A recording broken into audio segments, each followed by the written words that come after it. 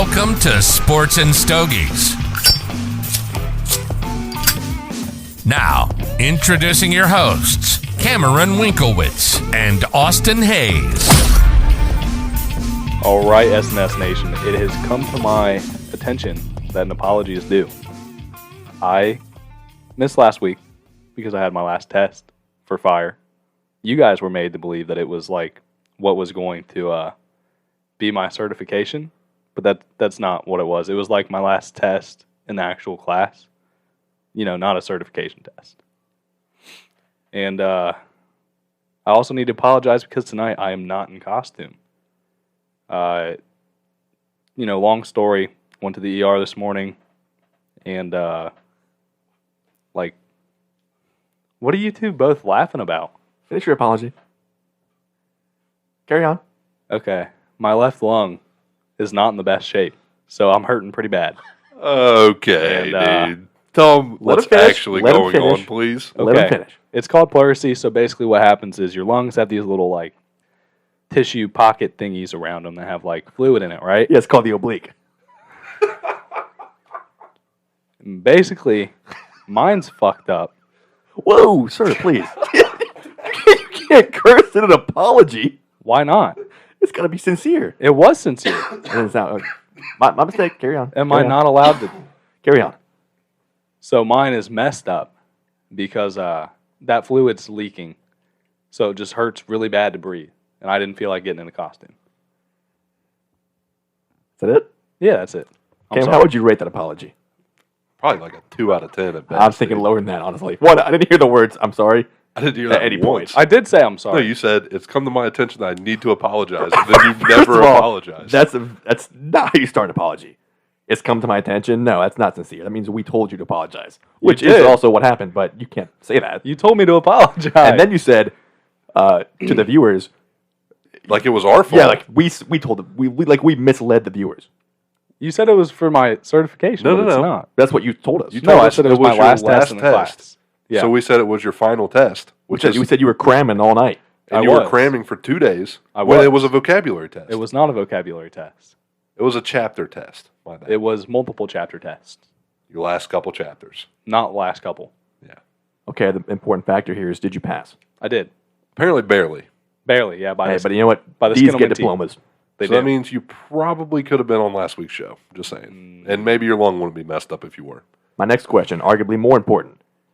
What was your favorite part of last week's show? My favorite part of last week's show is when you guys had to mention that I have A.J. Brown and Tyreek Hill and have the highest scoring team in the So league. he did listen. How about I made that? him.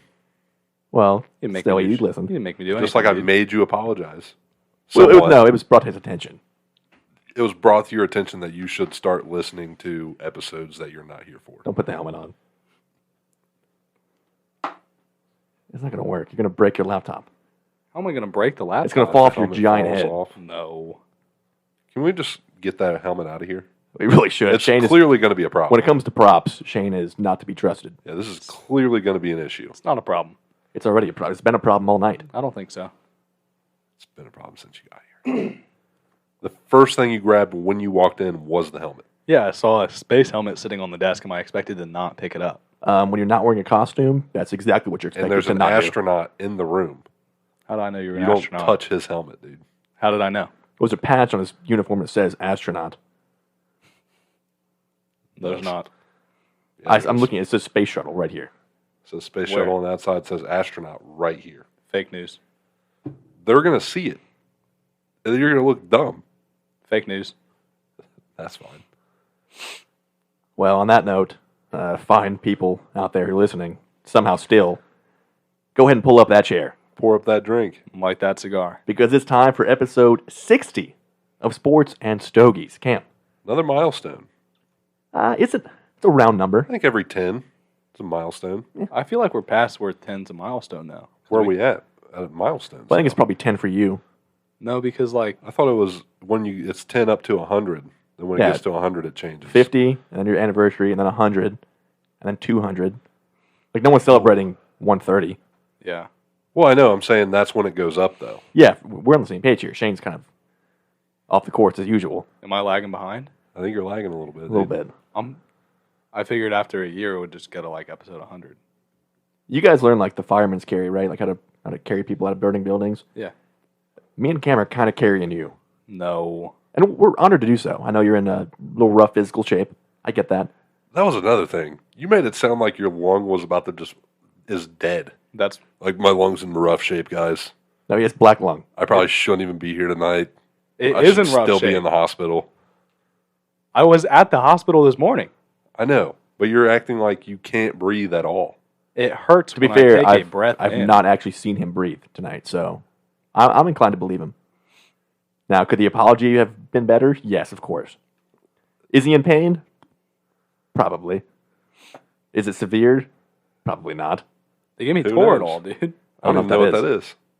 Think like ibuprofen times a Okay. million, and you can't get it in a pill. It's only an IV form. So you have an IV at home. No, it was So you're at the shooting hospital. up. You're shooting up drugs. They gave it to me at the hospital. Oh, Okay. okay. That was I mean, I know a lot of people that go in there and probably get the same thing and have nothing wrong with them. Toradol is not like, it's not one of those drugs where you're like all messed up. It's literally just like Advil on steroids So you're taking steroids. all day. I'm here for that. I respect that, actually. Yeah. Gotta Gains. get those gains. Is it making you better so far? Because it didn't help the apology. I know that. Wore off, so now. Definitely not buffed up the apology, dude. That's for sure. Wordplay, still bad. All right, Cam, give us some promo here. Well, Shane's back. He's the promo guy. Do we trust him right now in this condition? I think he could do it. Can you handle the promo? I'll let one of you guys take it. That's what I thought. Cam, take it away. Take it away. What are you going to do take it tonight? away. Take it away. I'm doing stuff. Okay. You're just playing on your computer. No, I'm trying to get stuff pulled up that I know we're going to talk about. Promo. Interesting. All right. I'm way off my game right now. See, you got to be able to improvise when things don't But- go according to plan. It's not even according to plan. I feel really aggressive right now. You usually are, especially towards Shane. Like way more aggressive than normal. You're already at like an 8 out of 10 most Yeah, nights. I'm like 11. Really? Yeah. Go ahead and unzip that costume a I'm little bit fired up, dude. But anyways, you know where to follow us and where to watch us or listen to us. Yes, it is watching on YouTube because it is technically a YouTube video. more. No one's actually There's watching nothing on it, there to though. watch, though. So you're not allowed to correct me when I say watch this. Okay. You're not- So be it. So be it. It is technically a YouTube video. Yeah, but nobody's actually watching just the SNS logo there for that Technically long. a YouTube video. Soon to be actual video. Soon to be, hopefully. YouTube, Facebook, Instagram, X, TikTok, Reddit, all at Sports and Stogies. Reach out, fan questions, interact with our posts. We're going to, I believe we have a YouTube short coming out with the show. Yep. Tomorrow will be the review of the November edition of the Tip Top Smoke Emporium Cigar of the Month Club, which is 4 sticks this month. Doing a What was little the holiday last one? bonus.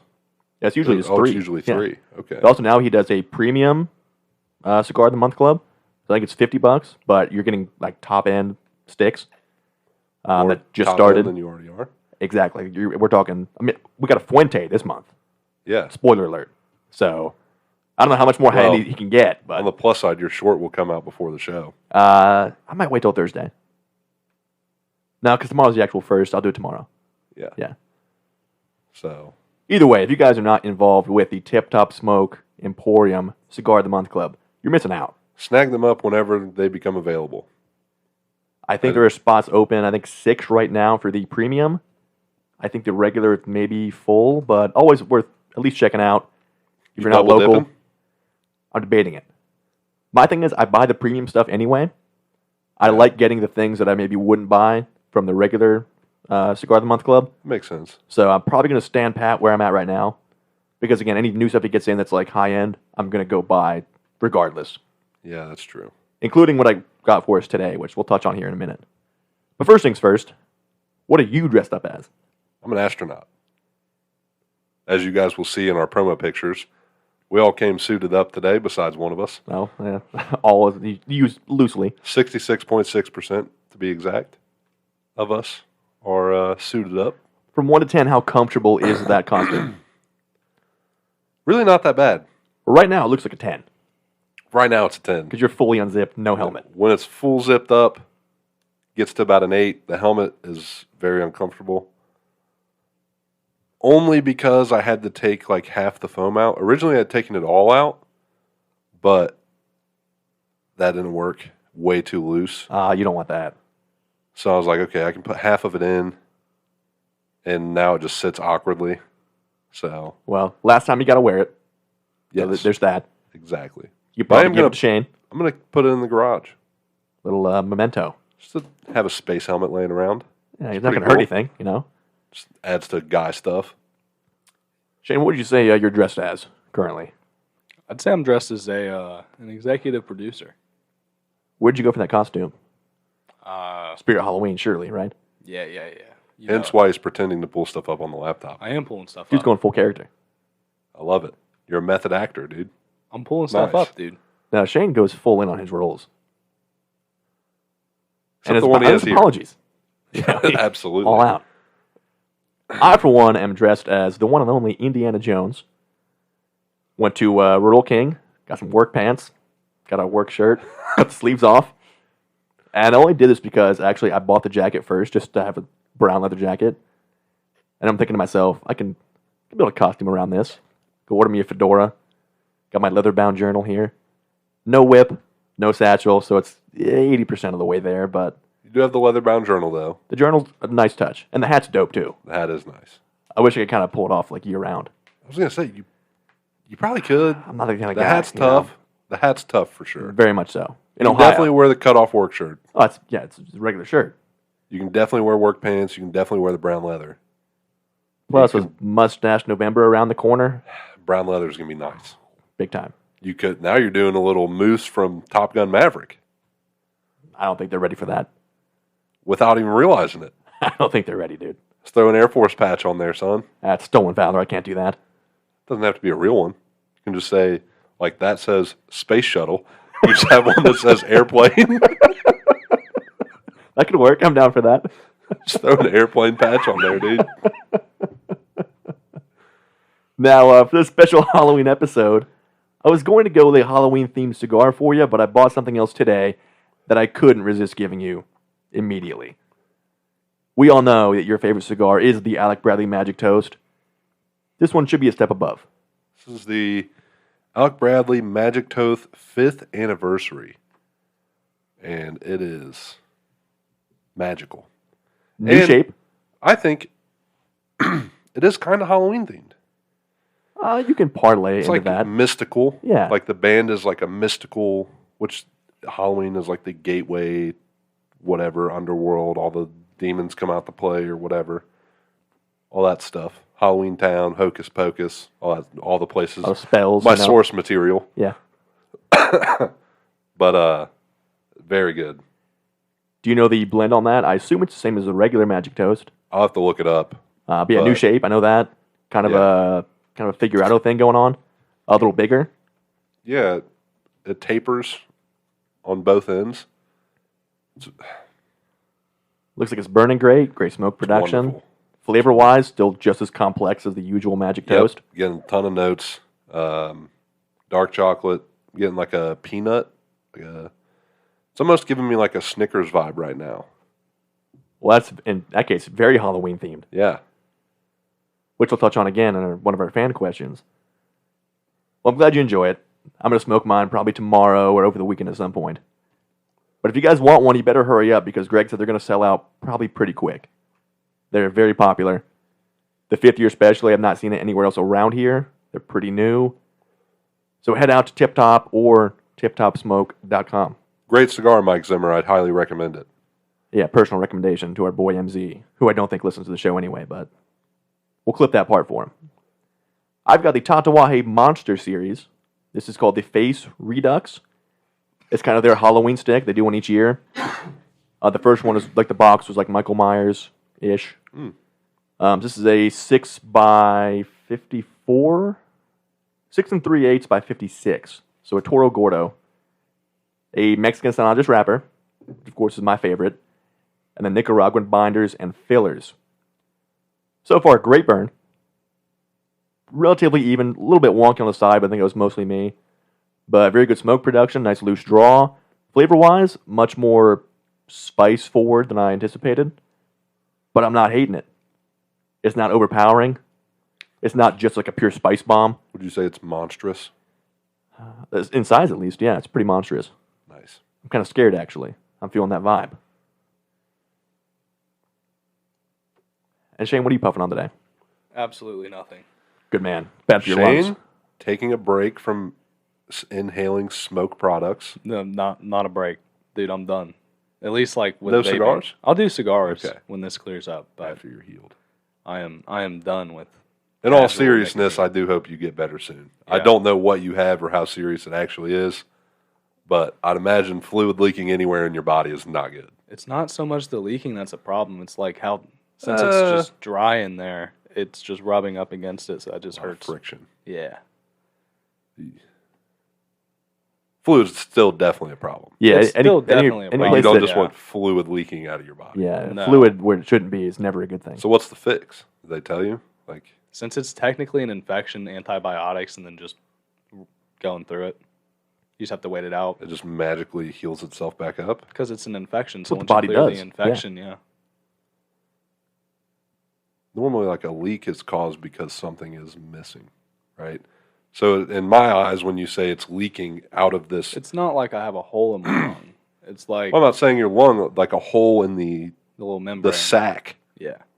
Is what? Well, it's caused by an Okay. it's caused like by an infection. So once the infection clears up, it just kind of The hole closes right back up. basically. Sac's good to go. Sack's good to go, dude. It is important Back Shane, in that you actually business. have a healthy sack. Yeah. But that's really all I think about. I'm glad you called me earlier and said that you're good to go. Sex, sex on the upswing. So that's that definitely lifted my spirits. Well, we're pairing our smokes today with another bottle on our scratch and sip board, the Elijah Craig Toasted Barrel, the ever elusive, hard to find toasted barrel from Elijah Craig. It's 94 proof. I don't know the exact mash bill. But it's, of course, regular Elijah Craig, aged for, 5, 6, 7 years, and then aged in a second barrel, a heavily toasted barrel, to get even more oak influence. So it should be nice and oaky, maybe a little bit of char flavor, and yet still maintaining that typical, like, brown sugar, caramel, typical Elijah Craig bourbon kind of notes. Yeah, you pretty much hit the nail on the head with that one. After the first sip, the little sample, you get a very oak forward. It's not really a whole lot of char. At least I didn't get a whole lot of char. But yeah, definitely those standard notes. It is sweet. So Yeah, sweet. I agree with you. Not a whole lot of char there, but definitely heavy oak influence. Definitely an oak bomb, if you guys are into that kind of thing. This went for about $50. Now, depending where you go, it might be marked up more because it is kind of hard to find. But so far, so good. Pairing well with the smoke. How about some fan cues? start with the Halloween ones. Shane, what is the best Halloween candy? So are we talking like Your favorite. exclusively? It's only Your out during favorite. You were Halloween? trick or treating. This is the one you were trading all your friends What are you for. trading? Yeah, 5 Tootsie Rolls for one of these. Okay, let me get some Reese's. The standard Reese cup, Yeah, or the Halloween ones where they're like shaped like a pumpkin. jack-o'-lantern. even better. Yeah. Yeah. For some reason, they do taste better. They do. It's the ratio of chocolate to peanut butter. I think it is There is a lot more peanut butter. because the I disagree. I think the jack-o'-lanterns have more chocolate. You think so? No, I think there's more peanut butter. The chocolate's thicker, though. Yeah, but you do get a lot more peanut butter. I feel like in comparison. I think it's like a peanut butter blast, though. See, I don't think it's as evenly spread because the pumpkins are usually fatter in the middle, and the chocolate's not as thick in the middle. It's thicker on the outside. Whatever it is, it's very well balanced, are and I very love good. them very, very much. Do you have an answer, Cam? Almond Joys, dude. really, Absolutely. That is completely out of left field. that was the one that I was throwing away. Yeah, I'm No, giving dude. those away, dude. Yeah, and I'm taking them all. But you're the guy to go to, apparently. Yeah, I'm an Almond Joy guy, dude. Really? Love them. I love coconut. See, that's why I'm not really a fan. Yeah, give me Almond Joys all day. I feel That's like a hot take. I feel like you're the first person I've ever heard say that. As like their number one. Yeah, It's better than candy corn. Well, so is anything. Yeah, I was gonna say. I'll literally Which eat apparently this cigar. people are saying like candy corn is like Nickelback, like it's Okay. unnecessarily hated, Come on now. and I completely disagree. Nickelback's got like 3 great albums. What's Candy Corn's greatest hit? Nothing. I feel like You throw it at your friends. There's, okay, okay. I mean, Probably the only use for it. It's not a good candy, but it's not like I'll throw up if I eat it. It's not like that bad. although people say if you do like it's like 2 candy corns and 3 peanuts, it tastes like a payday. Okay, and if I have to get math involved in how I eat my Yeah, candy, no. it's not good. My personal favorite is the Snickers. Can never go wrong. The bite size especially. Just the perfect ratio. Got about 500,000 of those in my house. Well, bring them to work. They'll be taken care of. That can be arranged. Maybe I'll grab you a bag of Almond Joys tomorrow. Any of those bites, like Three Musketeers, Game Milky over, dude. Way. Those little Hershey's, dude. I've never been a Hershey fan. Really? Just like the Kisses or like the actual just No, Hershey like the bars? actual little Hershey bars. They're okay, but I do love the cookies and cream Hershey's. Oh, very Those good. are that's big Yeah. time. Yeah. Well, it's because, in my opinion, just a regular milk chocolate bar with nothing else. but it's And it's not like high quality chocolate. It's just, yeah, it's schmeh. Like it's fine, It's not the worst. but I'm trading it though. Definitely one of my tradables. On a We used to play parlay. candy poker. Did you ever do Oh, that? of course, every kid does that. Okay. I mean, it probably wasn't poker, but we pretended like we were playing. Oh, we played. Yeah, see, I wasn't that cool at that age. Yeah, I come from a You- card you had to playing gamble. family. Yeah, you were throwing dice for some almond We were joys. playing craps in the alleyway for some almond joys. That's when you know you hit rock bottom. Like, God, I lost my last almond joy. What am I going to tell the wife? Son of a bitch. Shane, what is your favorite horror or Halloween movie? I'm a big fan of the Saw franchise. Like the original one, dude. One of the best, like They were definitely like, I don't even know what kind of movies they are. I think they're Because it's like a Halloween movies. thriller, Yeah. but then they try to do like the older ones with like the pig when they would always use Yeah. the pig and it would always like be in strobe lights and stuff. That's creepy. Yeah. But I feel like now, like after you get past 4, They're not good. They're not good. they don't do that anymore. They're not It's just scary, it's just uncomfortable. Yeah. So like very uncomfortable. the original Saw, probably one of my top 5 horror movies. I'll give you that. Saw 1 is fantastic. But like it's all kind of downhill from there. Up to 4. I don't like 3.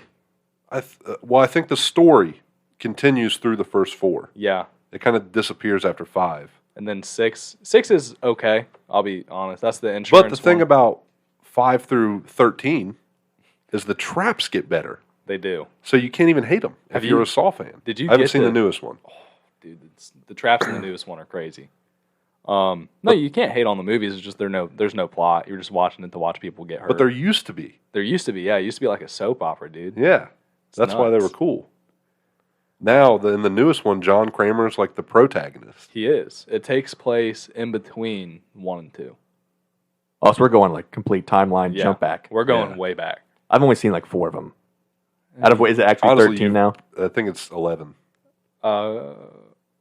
It is 11. Like I saw 1 and 2. I saw what's a Spiral. Then you With- probably with saw Chris Rock. 1 and 2 again at some point. Yeah, pretty much. Like anything from 5 to 11, I really couldn't care less The about. movie Jigsaw was good.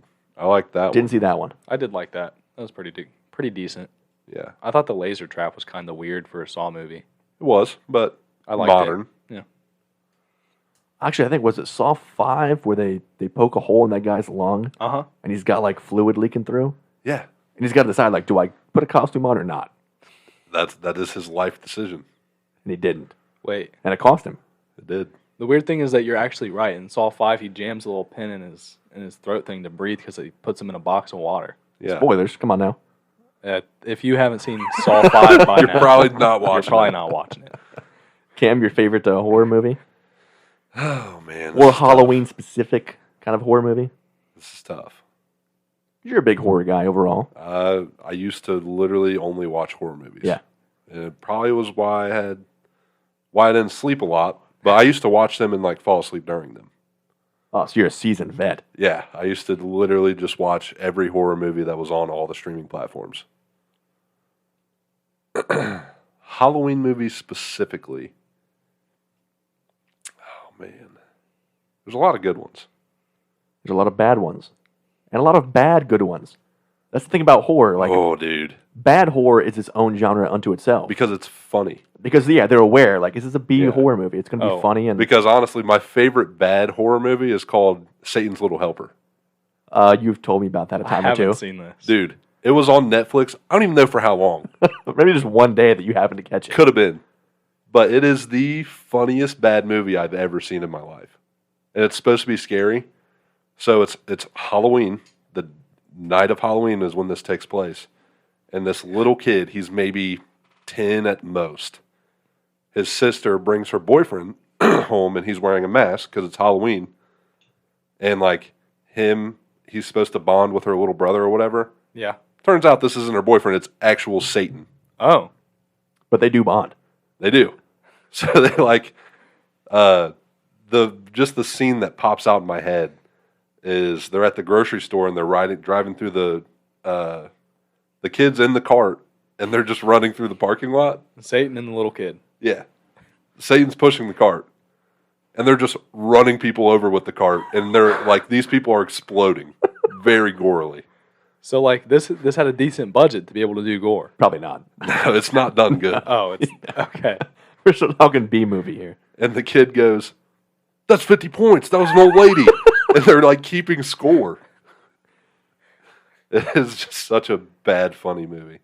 I gotta know, like, what's the ending? Does the kid just become Satan's son, or does Satan go back to hell, or does it just I'm pretty end? sure, yeah, it just kind of ends. Like, man, Halloween's over. I'm going to bed now. Like they get back and her boyfriend's there, and they're like, "Who's that?" And he's like, "I'm Satan." I gotta check that out. It sounds I pretty need to hilarious, watch it actually. again. Speaking of so bad it's good. This a couple days ago, me and Michaela are like, we want to go to the movies, but there's like nothing. Explain to in the theaters. folks at home who Michaela is. My girlfriend. So we're looking through, Taylor Swift. and we're looking at the movies. We were going to go see that new DiCaprio movie, but it's like 3.5 hours. Dude, phenomenal, though. You saw it? Without a doubt. Okay. I don't know how, like how big you are into those kind of movies. I mean, it's Oh, 3.5 huge. hours of, like, just pretty much pure dialogue, but It was just too late, though. Like, we went at like Yeah. 10 o'clock. Yeah. That didn't seem enticing. But the only movie with a showtime that would get us out of there, like, before gotta be midnight, only one thing, Five Nights at Freddy's. of course. That movie was horrible. I heard they went like purely into the lore and not scary. Maybe like 5 minutes of it. Did they know it was horrible? Was it self-aware and horrible, or is it actually bad? It was not self-aware. Me and Michaela were the only people in the theater laughing. There were like people dressed up like in the outfits, and they were like getting into it. Yeah, because Five Nights at Freddy's is like a cult. It is, and like I'm talking, these people went all out, and we're just cackling like as these people are so invested. So if you're a Five Nights at Freddy's fan, is it a good movie? Maybe, I mean, it's just like there's no horror at all. Well, There's- like I said, I'm pretty sure they went more towards the actual story and not as much as like the jump scares like the game. I don't. But like the cult following that Five Nights at Freddy's has is unreal. It's insane. Like I've watched all the like what's that YouTuber's name? He does like video game lore. It doesn't matter. But I've watched all those. It's super fascinating. Like all the stuff people come up with. But like I don't know if I'd watch the movie. See, I don't know anything about the lore, so I don't know if it was good or not. It'd be one of those for me, like when it comes out on Max, It's on and Peacock. I think it's already on Peacock. Yeah. Oh wow, I think it released on Peacock and like theaters. simultaneous. Yeah, because it's a Peacock made movie. Gotcha. I will say I did like having Matthew Lillard in it. That was a nice. It's been a while since I've seen a movie with him. He was pretty good. I just watched the first Scream for the first time ever, like Oh, last week. for the The first OG. time ever. For the first time ever. Yeah, The OG. How's it great Matthew Lillard. crack into your rankings? Great because again, it knows what it is. Mm-hmm. It's hilarious. It's self-referentially hilarious, and overall, I mean, yeah, I loved it. Okay. As far as all-time horror, Exorcist got to be top 3 at least. The Shining. And there's a bunch of great new stuff too, like the past 10 years. Conjuring series is phenomenal. Love The Conjuring. Just watched the first one again, like last week. Hereditary. Well, I guess, Dude, yeah. that movie was. I'll do an hour just on just that movie. But as far as my Halloween movie goes, I like the original Elm Street. The original Halloween, Yeah. Yeah. iconic, of course. No, my favorite is, I think it's Halloween 2. Maybe 3. But 3 is Season of the Witch, I think, which is pretty well received. Is that the one where they shoot him a whole bunch before he falls into the grave? That's like every movie. No. Yeah, that's literally. No, it's the only reason why it's my favorite is because there's this scene. They're having a house party, and Michael Myers comes in and starts killing people. And there's this dude with really long dreads. He's a black guy, and he's like, "All right, you want to fight? Let's fight." And he says karate kick, and then he does like a spinning back kick and kicks Michael Myers in the face.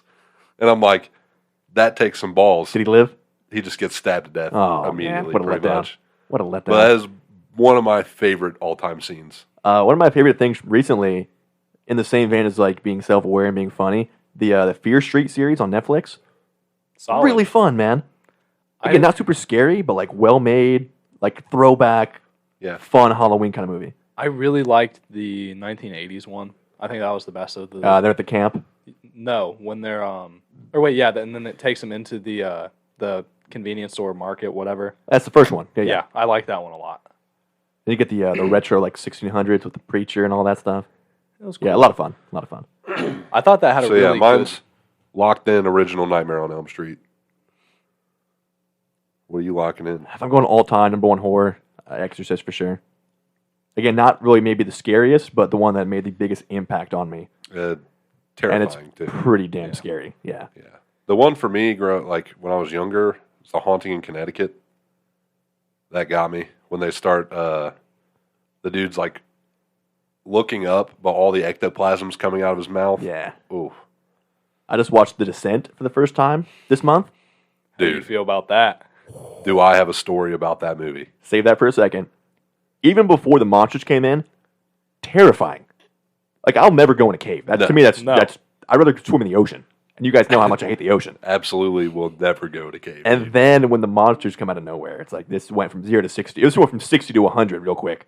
Insane. Yeah, like, it's rare that I get actually scared watching a horror movie, but I was like on the edge of my seat. It's like a very uneasy sweating. feeling. Yeah, it's really uncomfortable. I think the most uneasy that I felt during a movie was the first time I watched Blair Witch. Same kind of vein. Yeah. There's just something about a cave, dude. It feels so real. It does. I mean, it was. It's like we're actually filming in it's real like caves. remnant of like Hills Have Eyes. Yeah. Like it's just that. Why would you even be there? This can't be fun. What are you getting out of this? Yeah. So what's your story about? Cave dives? How does this story factor in here? Because I know you weren't actually in a cave. It's a spooky. No, it's about the movie. Okay. So my dad had just moved in to his. I think it was an apartment. I was like 8, I think, really young, and we're sitting there with his girlfriend at the time. Me, my brother, her, and he goes and takes a shower. We're watching The Descent. I had no memory of the movie at all. And he comes out and he's like, "Oh, this is funny. Good joke." And we're like, "What are you talking about, dude? We're watching the movie." And apparently he never brought me and my brother in there. But apparently on the mirror was written in the fog, 7 days till red rum. Whoa. What? And red rum backwards is murder. Of course, Yeah. from The Shining. Yeah. We moved out in 6 days. Thank God he didn't stay for that one extra Yeah. day. And yeah, none of us moved off the couch, That's terrifying. to my recollection. And the thing is, you know he wasn't joking because he actually moved in 6 days. Yeah. Yeah, he was serious. Speaking of your dad, And that could be just the memory. I also think like I made up memories from when I was a kid. a lot of kids do. Yeah. So like I don't know if that's a real memory or not. I choose to believe that it is. So do I. But your dad may have won Halloween this year. I'll definitely be posting a picture. Again, the commitment is Yeah. second to none. He was Dwight Schrute, and he completely shaved his face. When was the last time your father was clean shaven? Been a while. I honestly want to say he does it every Halloween, Okay, so at least a year. or most Halloweens. I know one year he went as Slash, phenomenal. The year Do you before that, picture that? I can get one. I would love to see that. The year before that, he was Napoleon Dynamite. Classic. My dad's got some Dude loves pretty Halloween. solid Halloween costumes. Yeah. Got to step our game up here. So yeah, remember, we're gonna grab a couple fans' Halloween costumes that we're going to include in, and maybe leave in the comments who had the best one. I know our boy Evan Keaton will make an appearance. We have a picture of Shane in his girlfriend's costume now. Won't win, but they'll be in. It'll be present as long as Shane's okay with us. I'm fine with that, yeah. Okay, just making sure. Michaela, cool. Yeah. Okay. And again, explain to the folks at home who Michaela is. My girlfriend? And your costumes were. It was Travis Kelce and Taylor Swift. Yeah. Now, some would say that's not actually a costume. I'd be included in that camp, but you made you made more effort than you made tonight. Yeah, I did. So it is what it is. Yeah. Now, as far as sports fan questions go, worst trade. We're week 8 now? In retrospect, the Russell Wilson trade to Denver or the Deshaun Watson trade with the Brownies and Texans, and Obviously Watson. Yeah, Deshaun Wilson's sucks. having a pretty solid year. definite bounce back. No MVP, Russ, but Decent. still top 5 in many important categories. So that was still not a great trade.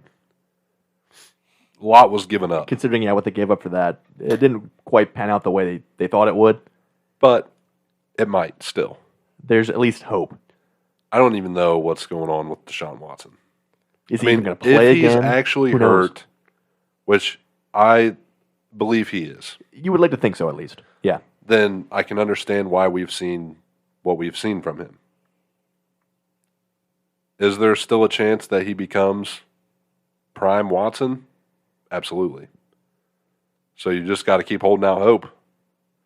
And maybe next year this time we look back on this trade again and we're like, That was worth it. Russ, terrible trade. Or Watson, worst trade of all time. For now, it's definitely up there. Yeah, it's looking that way. Now, I know one of your buddies had a fan question for us, which I'm very intrigued with. So he said, if you took, I'm not going to do the quite extreme that he went to, but if you took the best state high school softball team versus the best state high school baseball team, we'll say in softball, who wins? In my opinion, the girls win. It would probably destroy him. Yeah, And the guys win baseball. correct.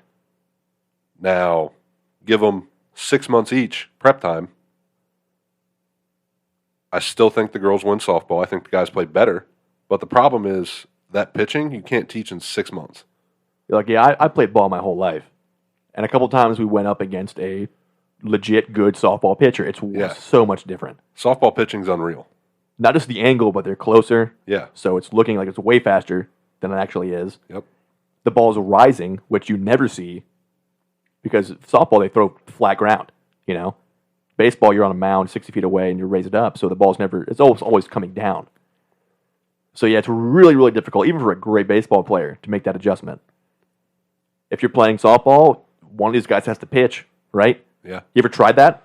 It's impossible. You can't, yeah, exactly. You can't do it. Not It feels- effectively. well, the problem is it feels completely unnatural because you don't play softball. And the thing is, it's actually the most natural.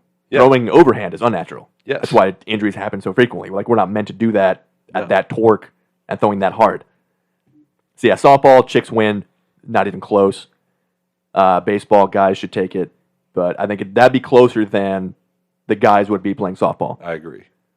So great question. I like to think about that. Definitely, if you guys think you're confident in your baseball abilities, Go play softball. yeah, go find a nice softball pitcher and see what you can do. Yeah. If you can even make contact. I'd be impressed. I mean, the ball's bigger, bright green, you can see it, Yeah. but you can't hit it. Yeah, you take 10 hits, 10 bats, 10 at-bats. I'd say you might get one hit. If that, you might put one ball in play. Yeah. You might have one good contact. If we gave Shane 6 months prep and he got 100 pitches against a all-state girls softball pitcher, I don't know. how does he fare? Shane, you never played baseball, right? No. Ever swung a bat? No. I don't know how much I could I teach you mean, in 6 months. obviously, wiffle ball and stuff, but That's wiffle ball is a completely entirely different thing on its own. The problem is I thought I knew wiffle ball, and I started watching professional wiffle ball. I didn't even know that was a thing. Look it up. It's unreal. I mean, It's insane. the ball's moving I played literally 10 feet. I played in a charity wiffle ball tournament one time. Went over. Dude, we, like, the levels of teams, there were, like, guys who travel playing wiffle ball, and then people who just threw teams together to support the charity. We were one of those teams that just threw. Our first game was against guys who traveled. Just here to have fun. They taped up bats. I'm like, what's happening? You do that? Yeah. It's unreal. It's like when you play dodgeball. Like, I'm sure we've all gone to, like, the Get Air, like, the trampoline places. Yeah. Like, you and your boys, we're going to clean up. You're facing, like, 6 38-year-old dudes. Like, we're going to kill them, dude, of course. These guys are old. But they're professional. They're making call-outs. They're communicating. It's unreal. Just take you out so tactically. Yeah, wiffle ball, by far, might be the toughest, like, backyard sport. Because, again, this ball will be 10 feet behind you. You're And going to take it for a ball. Curve and then, into the boom, strike zone. Yeah. strike 3, you're out. Sit down, meat. And then, God forbid, you can't throw those. Which you can't. No. Unless you actually practice that Now the regularly. entire team is dinger after dinger, dude. Yeah. Game over. And nobody talks about how hard a wiffle ball is to throw. Accurately, pretty difficult. Because the aerodynamics on it are tough. Yeah, you got to understand what it's going to do. You can't just throw it No. like you would a baseball or softball or whatever. And tough to catch. Barehanded? Yeah. Very tough to Absolutely. catch. Absolutely. It's just tough all around, dude. We should get a team together here, boys. No, I'll Do never something in that a rec again. time, you know? I'll never do Come that on, again. dude. Just throw a team together for the charity. As soon as Shane gets healthy, we'll be No, out there on the I've field. never been back. Never too late to start, though. There's always time. There is. But with that, let's go to NFL stats, news, a lot of stuff going on here with the trade deadline happening today. Cam, where do you want to start? We could start in old San Francisco, I guess. Commanders in a full fire sale, apparently. Which was Sort of. odd. They're just like, full fire sale defensively, we'll keep everybody else. They said, who needs to rush the passer? Let's get rid of both Montez Sweat and Chase Young. And So Chase Young to the 49ers for a third-round pick. And Washington paying basically all of his salary. Yeah. Which Only is costing San Fran $500K. also odd, too, because the Bears were offering them third-round picks. And they said, no, we need a first or second. And the deadline comes, and they're like, we'll take a third. You're going to San Fran, buddy. I feel like that's the one team you don't want their pass rush to get better. Nick Bosa's already a handful. Yeah, it's a scary thought now. That's Because Chase Young, I mean, and they got Javon Hargrave, right? oh yeah. I mean, they're stacked. So now you have Nick Bosa, Javon Hargrave, and Chase Young all coming at you at one time. That's just rushing 4. Yeah. Or 3 even, if need be. They could be the first team to pull off rushing 3 consistently. And getting pressure. A lot of it. Yeah, if you're Chase Young, you got to be ecstatic right now. No better place for you as a player to go to. And then the Bears get Montez Sweat. I feel so bad for him, though. Sweat or Chase Young? Sweat. What, for like- going to Chicago? Yeah, because you get the news like, oh, I'm getting traded, and then it's like, I'm getting traded to Chicago. Well, what's also odd is he's not like a young guy. He's a seasoned vet. He's in his he needs paid next year. Mhm. The Bears shouldn't pay him. But they want to. He's not the guy you're building your defense around. And you're trading draft capital, which you need because you're in a rebuild. Second round, right? Yeah, that's a solid pick. And the Bears do have a lot of picks, yes, but it seems like you could wait till free agency next year because you're not competing this year. And the Commanders aren't going to sign him. Yeah, if you wanted to pay him, just wait until next year comes. You keep your second round pick, and then and still pay him.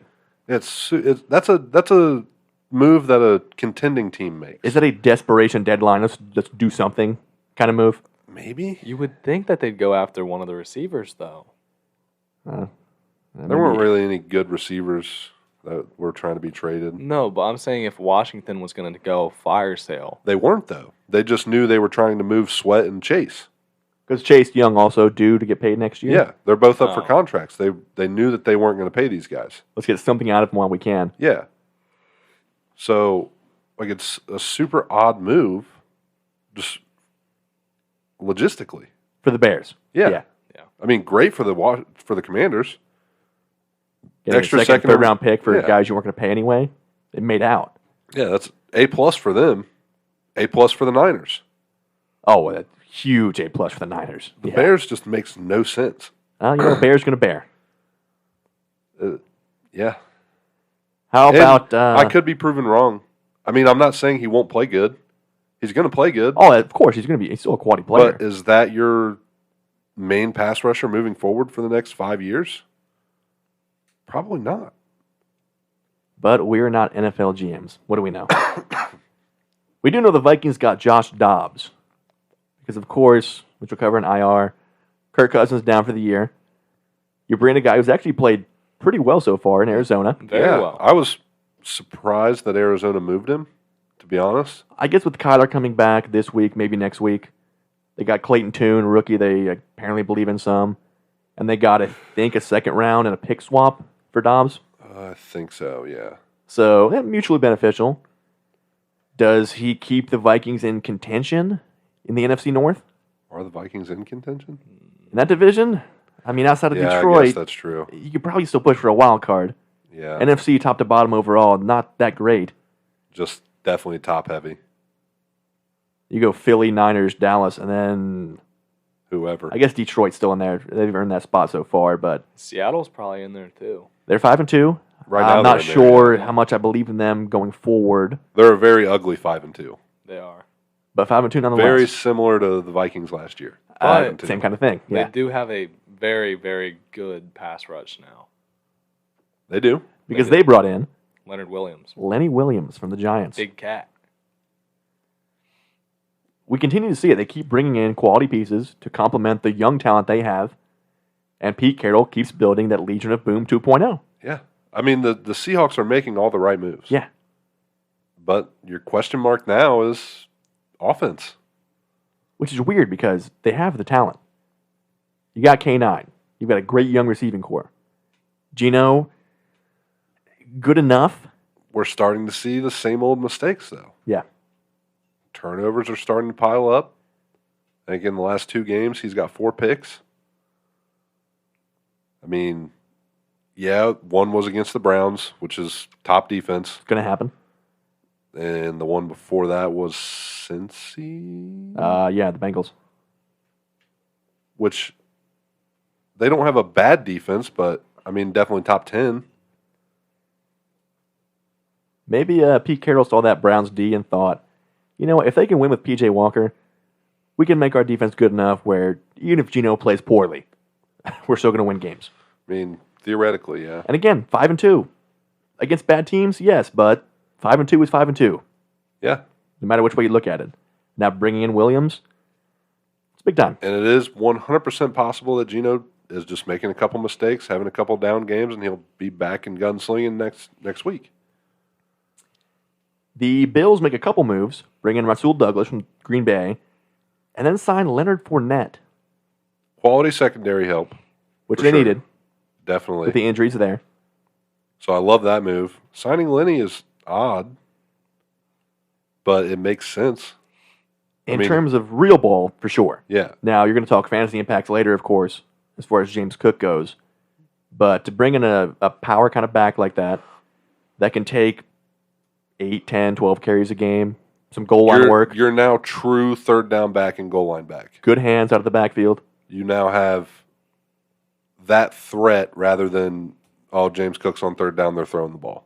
I want to say that they also, or Leonard Fournette, I want to say he had like 500 or 600 receiving yards last year too. Yeah, again, that was with Brady, but he utilized him a lot. So So Leonard Fournette had a pretty solid last year. yeah, that's why we're Across the kind of board. shocked. It took him until, week 8 to get signed by anybody? 1,200 all-purpose yards. It really wouldn't shock me if he takes over. By no means. I mean, I love James Cook, but Lenny, I think James Cook proven would be vet. a great, what A.J. Dillon should be. yeah, Just slot receiving back. And you can even run double backfield now. I went ahead and picked them up already. We know. I saw that. I got the notification Waiver late. wire warrior. Yeah. Well, I'm coining that, by the way. I got the notification that he was in Buffalo, but nothing about him getting assigned. And I'm like, I'm gonna go ahead and Jump on that real quick. Yeah. He hasn't grab it been real anywhere all season, so this is a good sign. Exactly. Maybe we see like a Garrett Blunt New England kind of resurgence here for Lenny. That'd be insane. Because again, it's not like he was bad last year He's going to get 18 touchdowns. in the next what, 9 weeks? you never know. And then signing wise, I think that's pretty much it. But some big time stats here. Yeah. Missing a big one. Did I miss one? Big, huge one. And I guess I didn't write it down. Donovan Peoples-Jones to the Lions. Probably the most important move in trade deadline history. I think we got a 6th-round pick. DPJ, I don't think he was ever bad. I just don't think he ever panned out to what he should have been. And also, I mean, never really utilized enough. And again, overall, in the system, I think he'll fare better in the snaps he plays in Detroit than he will in Cleveland. So, not upset. Happy for him. I think he has a better opportunity. So, Oh, you guys are forgetting another one that happened too. Talk to us, Goose. Rasul Douglas. Just mentioned that when we talked about we did. Did you? Packers. Yeah, I mean the Bills getting Lenny. Oh yeah. I mentioned it in passing, but yeah, that could very well be the most underrated move, I mean, Buffalo gave up a 3rd to get him. So, which I think is honestly great value. yeah, This guy is probably a top 15, top 20 DB in the league. and they did need a good DB. Yeah. Again, with the injuries there, I think this could be Especially in that division. when they have to go play Miami again, and you got to cover Tyreek and Waddle. Somebody. You'll be able to at least limit one of them. And you never be able to limit both. Honestly, getting a fifth round pick with him is great value. Now, stat wise, Fun stats. our boy AJ Brown breaks the record. 6 straight now. 6 straight 125-plus yard games. Just throw the ball anywhere in his general direction. And we said that. We've been saying that since last year. Turns out Sirianni knew that. Jalen Hurts knew that. And now we're seeing the streak might not end. Honestly. It very well couldn't. Sirianni also took some notes when he was listening to Sports and Stogies last week, I must say. I think he wrote down Cameron. I'm not going to spell that last name, but Cameron from SNS. Winklesworth. I'm making Mr. Winklesworth. This I'm was making a note. Because I said it's only a matter of time before they pull out the fake tush push. And what happened on Sunday? Boy, did they. Fake tush push for a DeAndre Swift tutty. I got 2 messages back to back while watching Red Zone in my bed. And it says, Eagles, all caps, Eagles pull fake tush push. I'm a genius. I believe the one before that was Carolina, MF, and Panthers. That was because I also called that they would get their first win last week. This man's on fire. Starting to heat up. It's getting warm in here. Maybe that's why the aggression, I think he's coming out.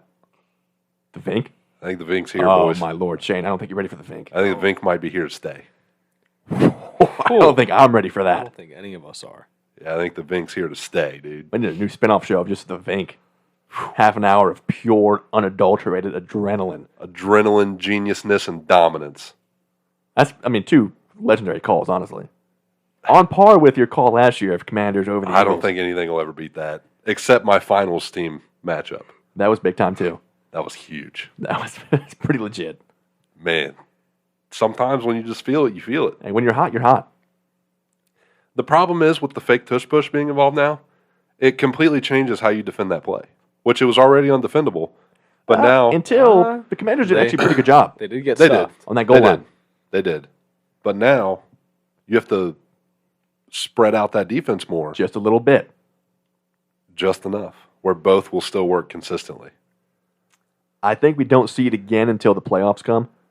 I think we'll see it again if, just like the Commanders did, if they get stuffed on the goal line, Sirianni's going to be like, here we go. But whether you see it or not, the threat of it alone is enough to just make you think. It's terrifying. It really it's even is. more terrifying than the actual tush push. This could be a 60-yard touchdown. Yeah, If they're 4th and 1 from their own 35, next thing you know, A.J. Brown's going for 65 yards yeah. because you were diving all in on the goal line on that Jason Kelsey snap, and nobody guarded A.J. Brown out of the backfield. No. CMC, another record-breaking week. 17 straight games now with a touchdown. Another streak that might not end anytime soon. I mean, It shouldn't, it shouldn't. The guy's automatic. barring injury. Automatic. Receiving or rushing, either one. He's probably getting one of each per game. Close to it. And then Tyreek Hill, the fastest receiver to 1,000 yards in the Super Bowl era. I'm glad you said that because all the headlines I saw was ever, It's not true. and it's not. No. But in the Super Bowl era, yes, the modern day, some would say.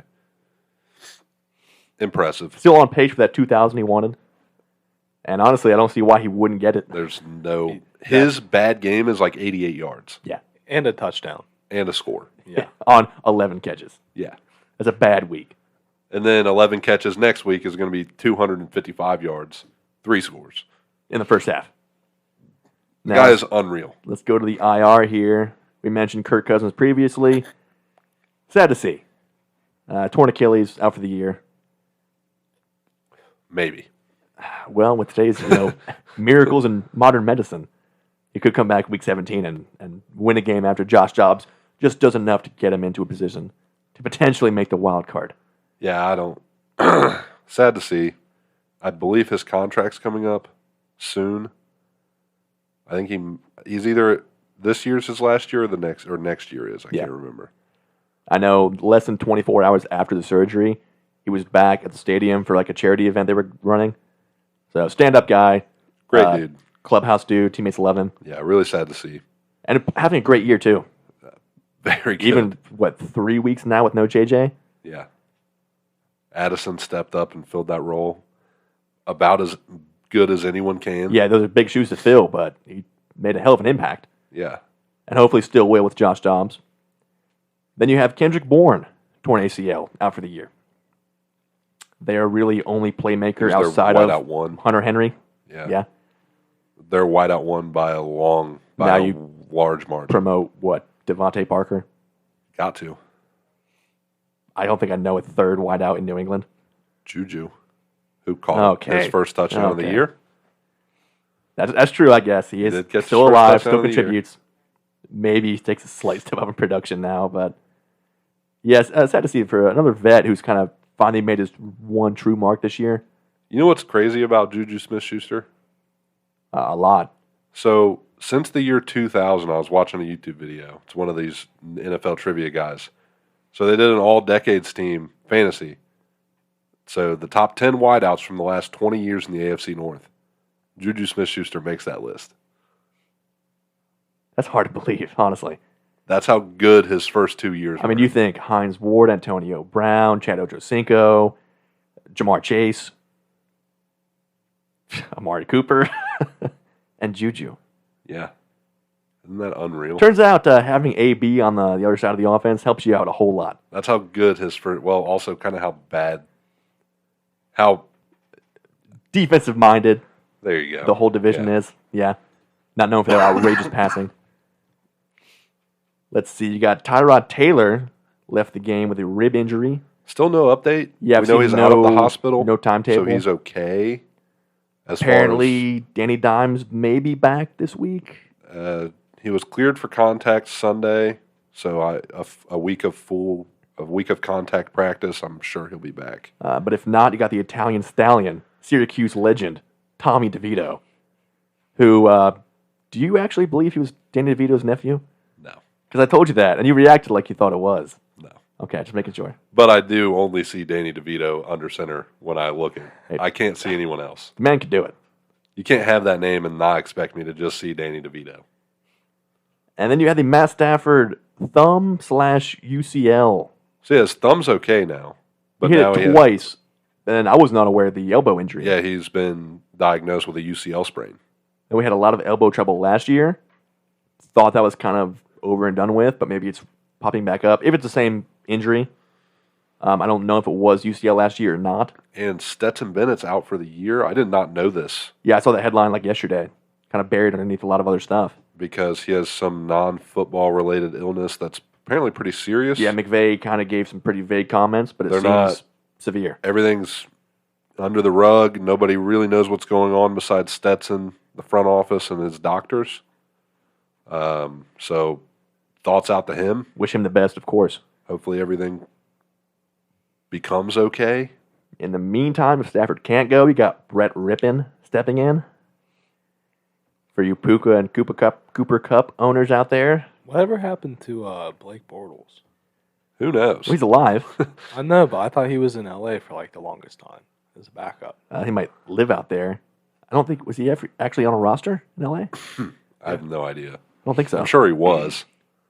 Oh, they brought Baker in. After he left Jacksonville, who knows where he went? Just retired, probably. Have a good life after that. I was watching this clip on TikTok where this lady's interviewing him in his apartment or something, and she's like, "So, like, what's the first thing you do when you wake up?" He goes, "Usually I take a piss." Accurate. Turns Classic out me and Blake Blake Bortles, Bortles. pretty similar. And you mentioned the Drake London hamstring. Could be a week or two, could be nothing. Up in the air right now. It's a groin Oh, groin. Okay, injury. okay. And then Darren Waller's hamstring, which is unrelated to the hamstring injuries he had previously. Allegedly, yep.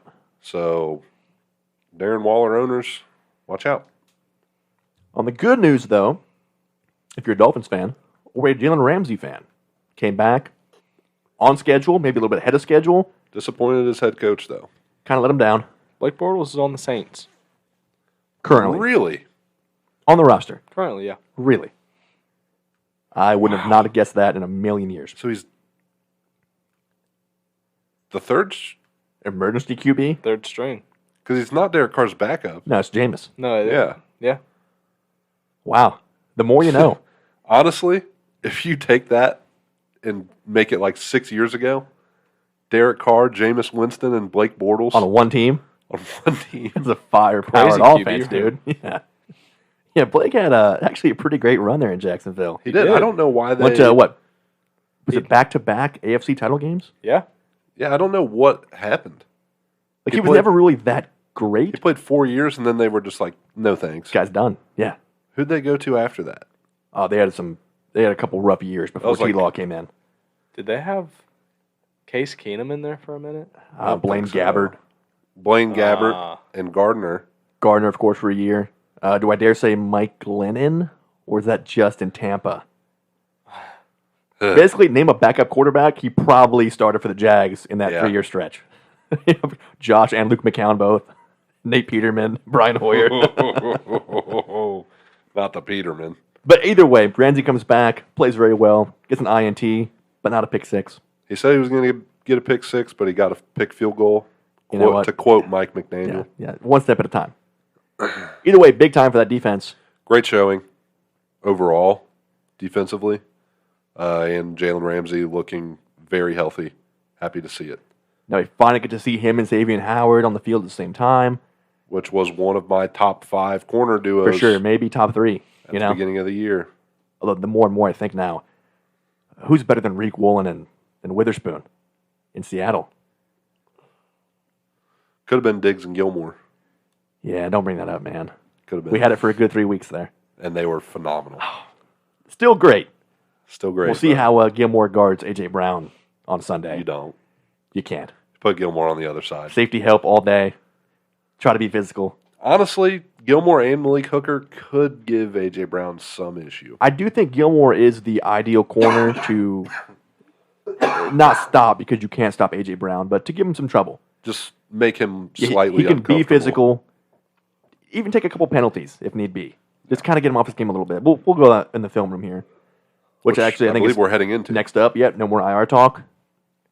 Starting off with, again, one of your great calls this year. Carolina gets their first win. It was not pretty. It was a win. A win's a win. I think the 4th matchup all time between rookie quarterbacks taking 1 and 2 overall. And the first time Stroud and Bryce Young have played each other since 8th grade. Did you know that, Shane? He's baffled. I did not. You know it now. I do. The first time they've went head to head since they were in 8th grade. Do we know who won back in 8th grade? I believe they said it was Stroud. So they're 1-1. Yeah. Meeting up again in the Super Bowl in 2029. Overall, Stroud in the offense after the bye week really didn't do much at Kind all. of a defensive battle. Yeah, we talked about last week. Damian Pierce, no better time to show up and show out. He did not. He had a And- touchdown revoked. I thought it was good. They called it good on the field. And to me, the replay didn't show near enough evidence to overturn, but called it back. Next play, fullback handoff, scores. Had 1 yard, 1 carry, 1 touchdown. The overall, I mean, Bryce Young, when the time came, led a nice game-winning field goal drive. Overall, played pretty well. 22 for 31, 235, one score, no picks. No run game whatsoever. 44 yards on 24 carries for the team. Adam Thielen still continuing his weird resurgence, wideout number one kind of year. And defenses on both sides stepped up overall. But Carolina off the schneid, 1-6. Some momentum here. Is it off the schneid? Yeah. What is that? It's just a saying. It's off the schneid. I've never heard that before. It's definitely a saying. Who says that? Sports analyst, dude. I feel like it's just you that says that. No. Is that a baseball thing? It could be. I think that checks out. It could be. Yeah. Could be Probably like, definitely more in baseball. That's definitely a baseball thing. I'm thinking like an old 40s baseball, though. That's Yeah. current baseball. the Brooklyn Dodgers off the schneid after a 7-game losing streak. Yeah. Yeah, that's still baseball announcers right now. Yeah. Although Bryce Young, home run threat. Your favorite saying. How about Will Levis in Tennessee? What was Is that good, Shane? No, I think it's fine, but I do want to take a break anyway, so I'll see. Is that cool with you guys? We pausing real quick? Okay, we can take a quick pause. SNS episode 60 back right after this. All right, back into the film room talking about Will Levis and his coming out party against Atlanta. 4 touchdowns, 3 to your boy, or just 2 for Hopkins? 3. On the complete same wavelength. Can you give me the lighter, please? You got her. You got her. I guess we'll go ahead and mention now, Shane did go ahead and head out of here because of some medical issues, I guess we'll say. Leave it at that. Kind of a Stetson Bennett kind of thing going on here. But yeah, Will Levis, man. Unexpected. I guess not a great defense, but had complete control of the offense. Looked like a seasoned vet out there. Totally composed, making tough throws. And finally utilizing the D-Hop of old. And I'll be honest, D-Hop's first deep ball catch was not an easy one. But it's a catch that D-Hop makes. That was a tightly contested catch. There was some. Now the other 2 were wide open down the center of the field, but still perfectly placed throws. Levis finished 19 of 29 for 238, 4 scores, no picks, only took 2 sacks. Again, really no bad decisions. Very calm and composed. It helps getting a hundy from Derrick Henry, having that does. balanced attack. But either way, it looks substantially better than Tannehill has looked all year. We know he's better than Malik Willis. Apparently. Moving forward. Malik Willis's 1 snap was a shotgun snap fumble. Not a great look. So, but I will say, complete professional in the postgame too. Same thing. He's like, hey, don't boo, Malik. We're all here, He's one we're team. all a great part. We're all a big part of this team. All that. So, very respectable guy. And then on the opposite sideline, the Falcons finally benched Desmond Ridder, who, again, really didn't play terrible. I mean, 8 for 12, 71 yards. He took 5 sacks, which he's been known to do. But even before the season started, I think Heineke's better anyway. I agree. And I think he's definitely going to utilize Pitts and London a lot more than Ridder would, just based on his talent and his arm capabilities. Yeah, I think Heineke's definitely got a better arm. Doesn't hurt to try out Ridder to see if that is your franchise guy, but Heineke definitely can be, in my opinion. If you're trying to win a division this year, which they're definitely in contention for, I think Heineke is your best bet to do so. I agree. And overall, yeah, kind of showed that. 12 for 21, 175, 1 score, no picks, only 1 sack. So they took an L, but I think moving forward, Atlanta with Heineke at the helm is definitely better off than they were at this point last week. Yeah, I agree. Moving on, we have the Niners-Bengals. Vintage Burrow. Rumors Finally. of the Bengals' demise have been greatly exaggerated by us, for the most part. Yeah. We take full responsibility there. Yeah, against a very We just good, call it how we see it.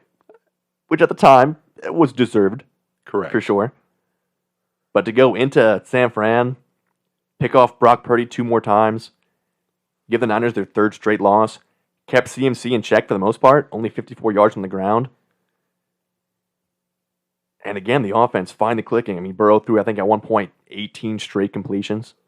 Finished 28 for 32, 283, 3 scores. Good run game, 87 yards for Mixon. Jamar Chase, back to prime Jamar Chase. all of a sudden back right into title contention kind of talks. As they should be. And that Super Bowl pick for us, certainly not looking so bad right now. Unfortunately, the MVP pick, I don't think.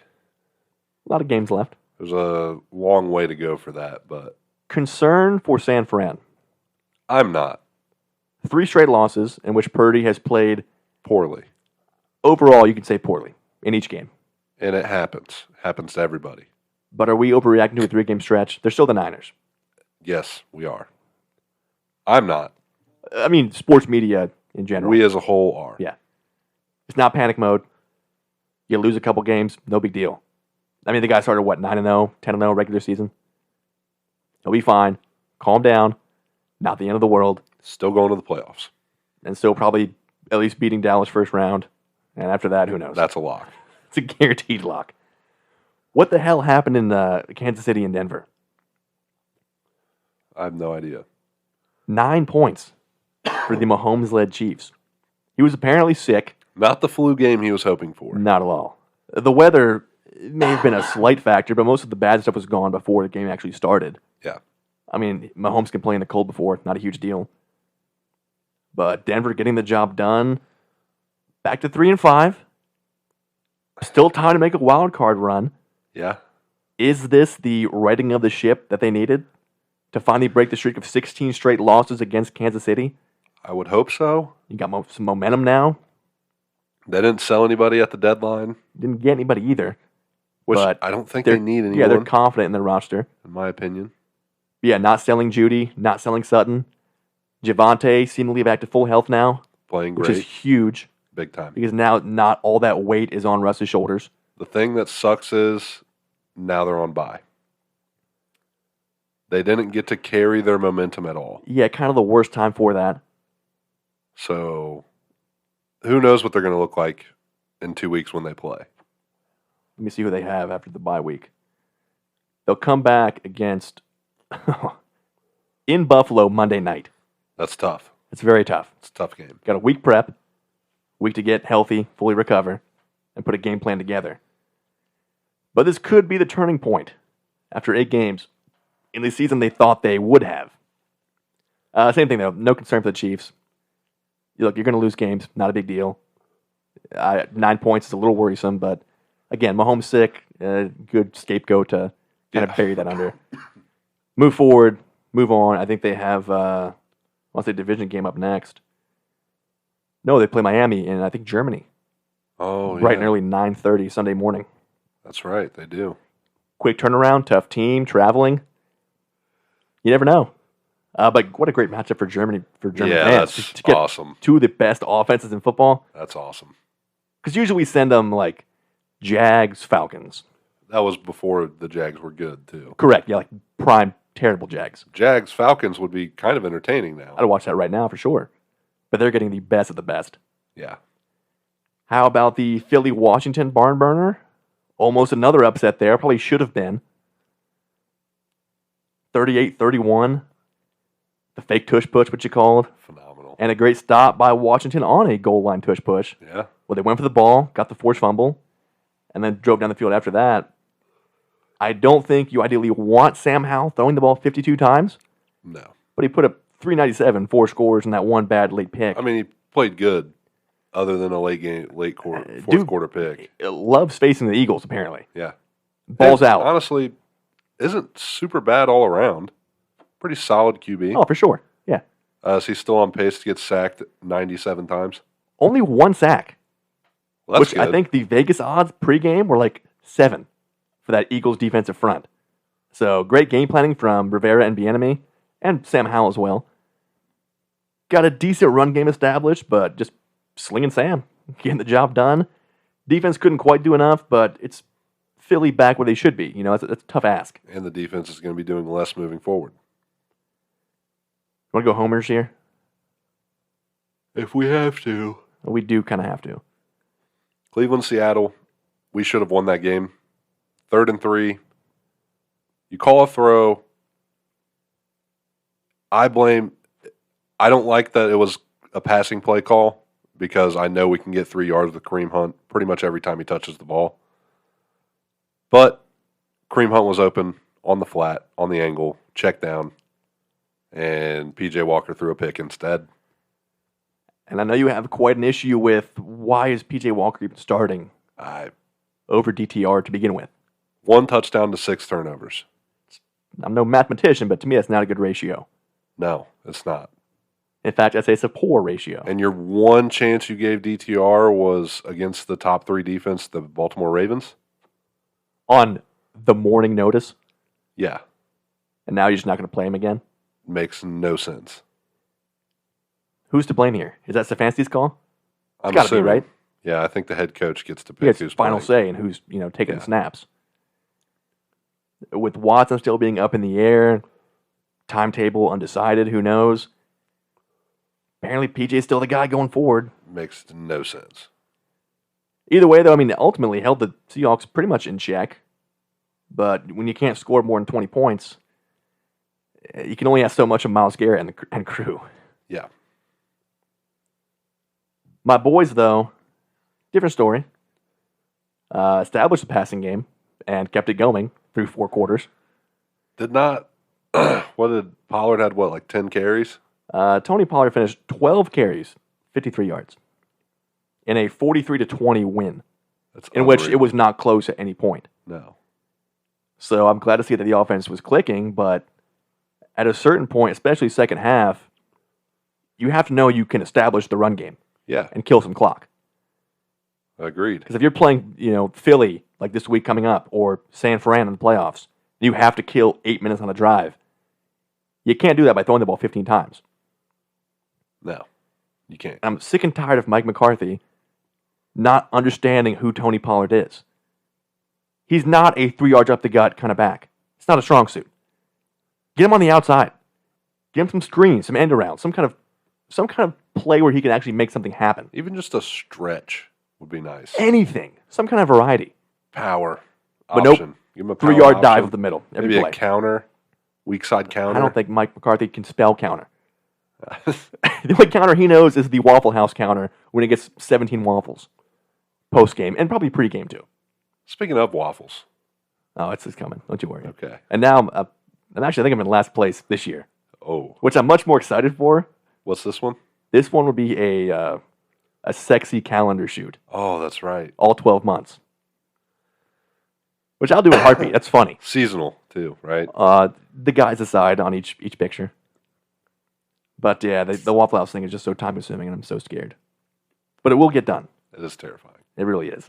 I don't And want I to know I'm still due for our... don't mention that. Now that we know what the polar plunge is, and I can just do an ice bath. Have we decided on Shane's punishment? No. Because, he's going to come in last. I kind of like the street corner with the sign that says, I suck at fantasy football. That your Uncle Sean. For how long? I think it was like 3 hours or something. Oh, man, that's rough. Yeah. I'm on board with that. We can give him like a springtime, though. No, I think January. No. Shorts and a t-shirt, dude. No. And then last thing here in the film room, Monday night, Jimmy G is trash. Yes. And it's really showing now that it was a lot of the system in San Fran that made him such a good, quote-unquote, game manager. Legitimately, some of the worst throws I've seen an NFL quarterback make on Monday night. But Josh McDaniels is also terrible. That man is a football terrorist. And it's hard to say this year because there's so many bad coaches. I think he is legitimately the worst coach in the league right now.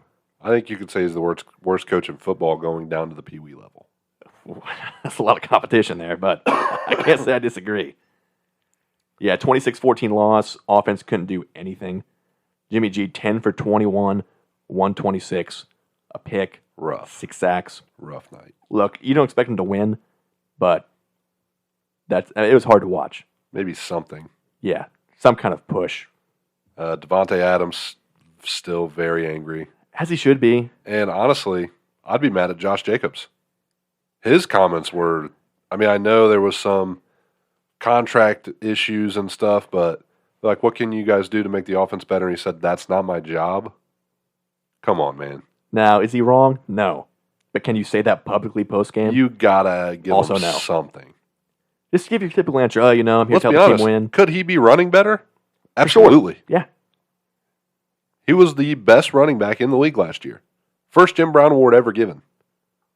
And where's he at this year? Terrible. Same O-line. Yeah, it is night and day. You can't tell me the Derek Carr transition from him to Jimmy G is that much of an effect on the running game. So yeah, it sucks for Devontae. One, to come over, and he only came over because he wanted to play with Derek Carr, his college teammate, one of his best friends. They trade Carr. Devontae's like, okay, I guess I'll put up with it still. And now he's getting no looks, getting overthrown by 30 yards. Yeah.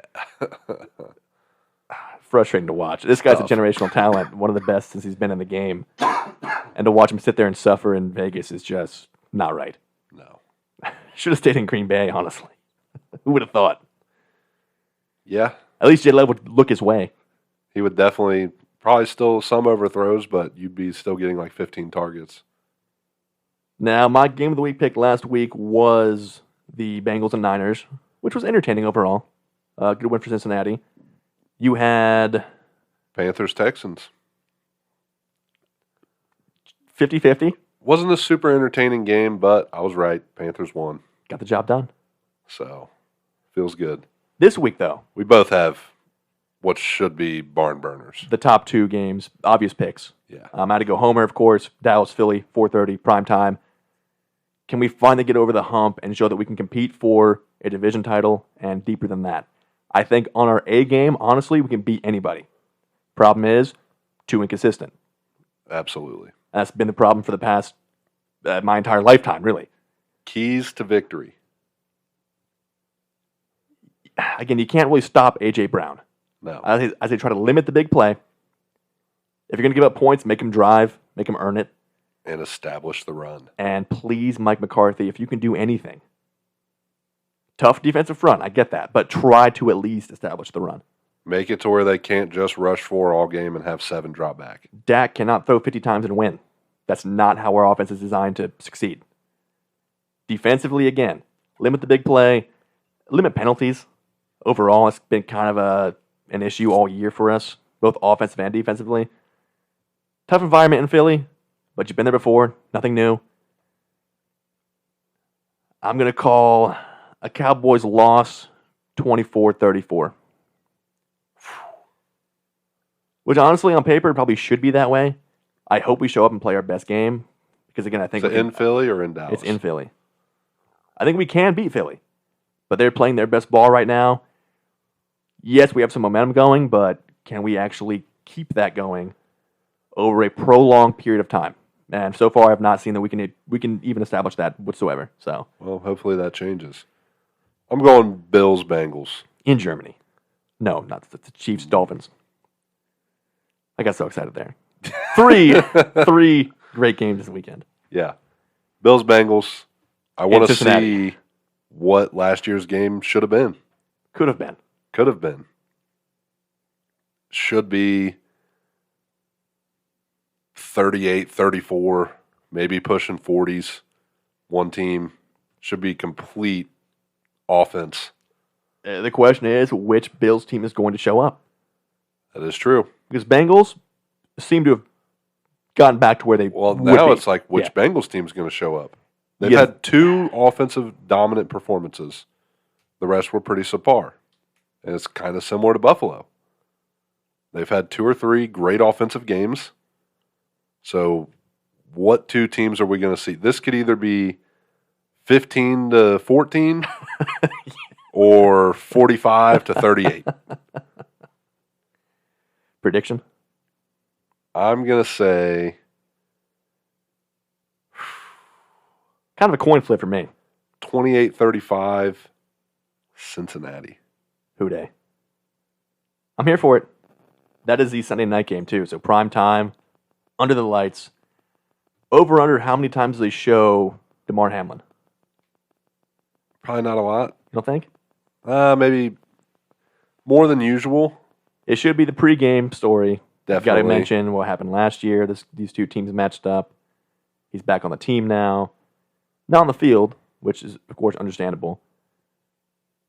He's not going to get Taylor Swift kind of coverage, No. but he'll be mentioned. Power rankings wise, nothing crazy here. Little switch up, but one team dropped out, one team came in, new appearance, first timers, and then some other teams flip flopped around. The 5 spot, the longest current winning streak in the league, the Jacksonville Jaguars. They just edged out the Niners on that third loss. Debated that heavily, but we mentioned last week, Niners with a loss. They're already on the fringe. Could drop out. They'll be back in, I'm sure. At some point. But with a bye week coming up, Jags also on bye. We'll see what happens here come next week and 2 weeks from now. The 4 spot. Kansas City Chiefs dropped down from the top of the mountain. Terrible performance overall, but still the Chiefs. Yeah, nothing to worry about here. No. They'll be back in the 1 spot in no time. Number 3. The Miami Dolphins. Keep on trucking. Kind of staying in this 3-4 range. Hopefully they can pull together some wins and move up. Because they were the one. Yeah, now with Ramsey back, the defense should get a big boost there, which is really their only question mark. Offense still on all cylinders. So, let's see, going to Germany, playing the Chiefs. Top 5 matchup here. A good time win could get them maybe into the 1 spot. Who knows? Number 2. Baltimore Ravens. Kind of scared me a lot. When Lamar Jackson plays, the Baltimore Ravens have never fallen out of like the 1 or 2, maybe the 3 seed in the AFC. And now probably with the best defense that Lamar has had. And playing dominant Ravens defense like we've seen in the past. And number 1. No surprises, of course. Philadelphia Eagles. The 7-1 Eagles playing on probably the 7-8 spot if you had to put Dallas in there. On the fringe. At home, big matchup. They're hyped for it. They're kind of our kryptonite, at least recently. Since the Jalen Hurts era's been ushered in, they're definitely our kryptonite. Cowboys win could put them in the top 5. Oh, they should absolutely. They'll be in. With a win in Philly, I think the convincingly, Jags. I think we could consider the Jags dropping out for that. Depending on what happens with KC and Miami. Correct. If it's a blowout there, one of those teams might drop out. Who knows? But for now, you go Jags, Chiefs, Fins, Ravens, and Eagles. Let's go to fantasy talk. Couple notes here before sleepers. Nothing crazy here. I am week by week getting more concerned with these even split between Jonathan Taylor and Zach Moss. Like now, I said, for the team, it's great. But fantasy-wise, if you're a JT owner, look, he had 90 yards in the first half, got 2 touches in the second half. That's a little concerning for me. the game plan was he would take his full share back come November. So this week we should see his carry share go up and Moss fall down a little bit. And eventually Jonathan Taylor will take back over. It's a patience game. So I shouldn't panic. No. He's still startable, of course. Still putting numbers up. But I want that full, not even full. Give me back to 70% carries. I'll be happy with that. I think that's where we'll be shooting for this week. And then we told you guys last week, if you don't have Dalton Kincaid or Trey McBride, go get them. And they both panned out very well this week. Kincaid caught a touchdown. I think McBride scored as well, like 100 yards. In a really weird tight end market, as always. These are potential, maybe not league winners, but they're going to put your team over that next level. Definitely team changers. If they're still available somehow in your leagues, get your waivers in right now. And now, we did do a draft right before Shane left, so he did handpick his team this time. So we'll just read the teams all the way down. First things first, we should probably pat ourselves on the back for giving Shane an excellent team last week. He put up 148. Correct. So, sleeper record. Which I'll share with you. That's fair. Because we really can't give Shane a win there, right? We have to, but it's an asterisk win. There's definitely, there's some tape over that. It's an asterisk win. But hey, his first dub of the year. Congratulations, Shane. Well done, pal. Shane's team this week, he wanted this quarterback so bad. Which is, I wouldn't say shocking, but maybe not my first choice. The man, the myth, the legend, Gardner Minshew. Who knows? He's been a wild card since he took over. Been a wild card since he came out of the womb, dude. That's a good point. Then you got Najee Harris. He said, quote, Najee's due for a huge week. Has he ever had one of those? Nope. That's why I didn't take him. Okay. Then he took Jahmyr Gibbs, Great pick. if Monty's out. Even if Monty comes back, you would think a slower Who knows? reintroduction. But with Detroit, yeah, there's no talent. I don't think they do anything slow. Wide receivers, he goes Drake London and Jackson Smith and Jigba. Both quality picks there. I like it. Don't hate either one. Then he went his favorite tight end, Dallas Goedert. Safe. And Solid. then Elijah Moore in the flex. Kind of out of left field. Was not expecting that. But as a lifelong Browns fan, I see why he did that. Week long. How about your team? I took a very interesting quarterback. You could say that. Yeah. Took Mac Jones. Man's been hot, like you said. He is following 2 heaters of 12 points and 19 points. We'll see. He's got a good opportunity here, and I've liked what I've seen for the most part last week. So You see glimpses. Like there's so Yes. much potential there. it's there. It's just one drive he looks great. Next drive he looks incompetent. It's unreal. Then I went Rashad White, Kareem Hunt. Kareem Hunt's had a score in each of the games he's played. Rashad White, kind of another one of those wild cards. He's getting 25 touches. Might get 30 yards. Might get 120. Yeah. So I'm hoping for a 120. Then I went my boy D-Hop. I've been high on him all year. Drafted him Finally paid off. I drafted him in like 3 or 4 fantasy leagues because you could just get him so late. And I know he's still got it. Then went Michael Thomas, which we haven't seen pop back up in sleepers in a while. He's been long overdue. He's having a pretty sneaky year. He's averaging around 12 points per game. I think legit every single week he's put up between 9 and 14 points. Yeah. So consistent, not a super high ceiling, at least not yet, but reliable. Exactly. I mean, 10 points in sleepers, guaranteed. You'll take that all day. Then I doubled down on Saints and went Taysom Hill. Which you stole that pick from me. I'm definitely going to take Taysom. Nothing to be said there. He's just been balling. Might break off a 65-yard touchdown run, maybe a 75-yard touchdown catch. And maybe a 75-yard touchdown throw You never know. to Michael Thomas. To himself. Then I went Chris Godwin in my flex. Same thing, reliable. Going to get 8, 10 targets. Again, averaging that 10 to 15 range with booms of like 20. So, Quarterback for me, I went Derek Carr, first pick of the draft. Seemingly healthy. Much better week last week. Only threw to Kamara like 6 times instead of 22. So stretching the field more. Got Olave in there, Mike Thomas. Let's try to shift all those targets away from Mike Thomas just to Olave for this week. Be happy with that. and Rashid Shaheed. We'll take that too. We put up huge points for Shane last week. But Derek Carr's a big fan of his over the middle guys, That's a fact. which is why Hunter Renfrow was so good and now so That's bad. a fact. My running back room consists of Gus the Bus Edwards and Tony Pollard. Gus, after a 3-touchdown week, still the lead back there. Again, not a super high ceiling. You're not going to see another 3-touchdown kind of game. 30-point ceiling. That was a fluke, I think. It's a ceiling, though. But that appears to be the ceiling. And then Tony, again, if hopefully, especially with this matchup coming You're in, praying McCarthy for wakes up a little bit, gets the man on the outside. Don't run up the middle, especially not against Jalen Carter and that Eagles defensive front. Give him some open space. Give him something to work with. Maybe instead of like 2 cheeseburgers before the game, he eats like a big bowl of pasta. Okay, come on. Where he's just a little lethargic. He's like, man, I really want to slow this game down a little bit. Which that means a 2-yard handoff right up the gut. That's true. He needs to go wild. He needs like a bucket of hot wings. No, maybe get some it's, juices maybe pumping. it's a big bowl of pasta, but way too much Parmesan cheese. Well, there's no such thing. There's a point. There's no such thing. There's a point. Not for Mike McCarthy, there's not. That's true. Let's be honest, though. They're playing in Philly. This man's going to pound 4 cheesesteaks pregame. Oh, that's true. He's definitely going to indulge. Oh, yeah. He's got a place already called up. Yeah. Hey, guys, about 1:30 p.m., I need a delivery. Yeah.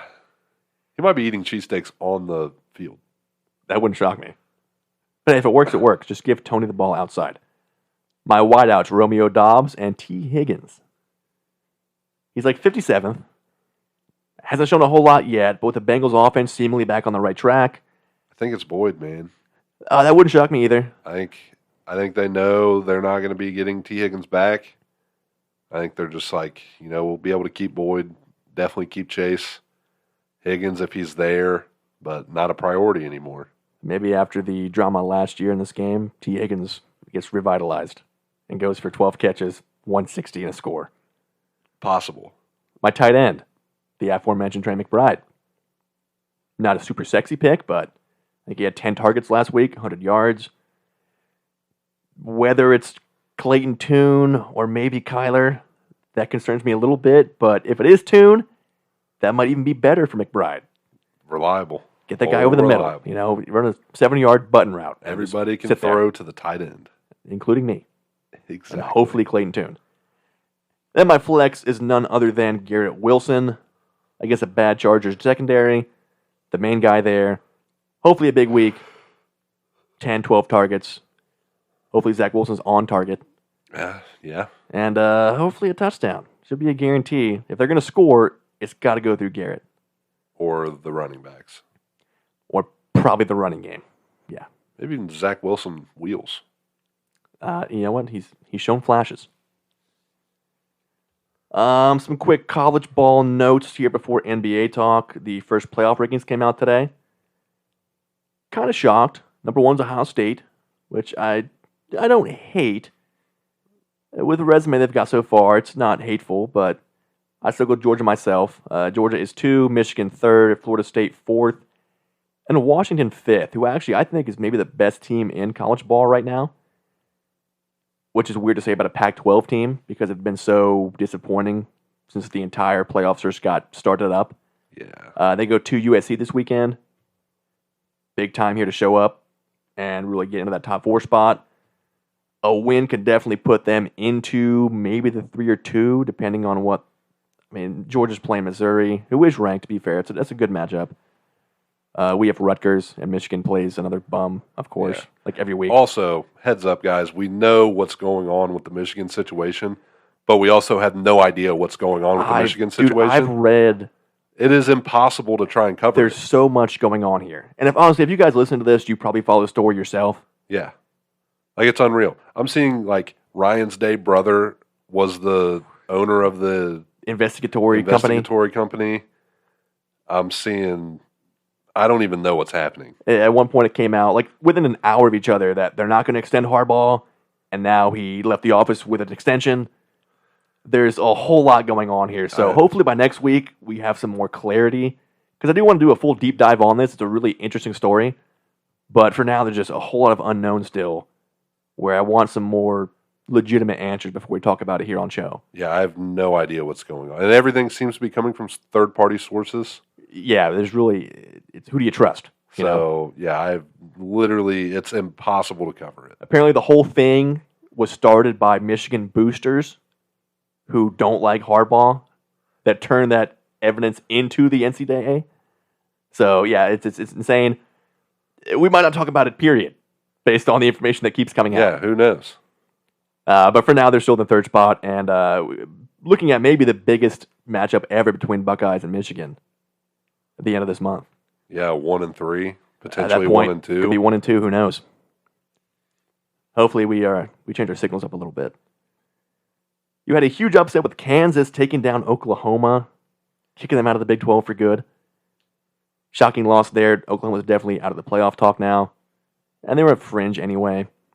You had Georgia over Florida, no surprises there. Louisville shut out Duke, 23-0.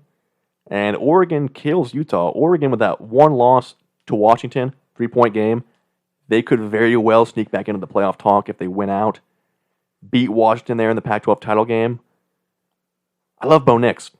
Maybe the best prospect at quarterback in the game right now. Because I'm not sold on Caleb Williams, honestly. I mean, yeah. Bo Nix is like a 9-year college vet. Stetson Bennett-esque, right? So that sometimes, teams get worried about that, drafting an older guy, but the man can ball. And Oregon moving on all cylinders.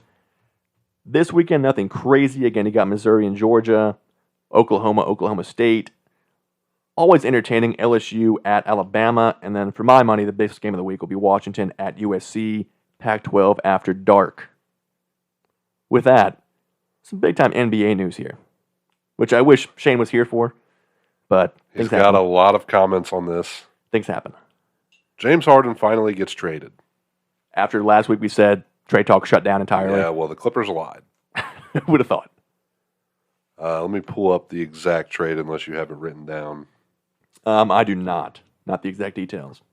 I know it was basically 4 role players. I think like a 2029 pick was involved.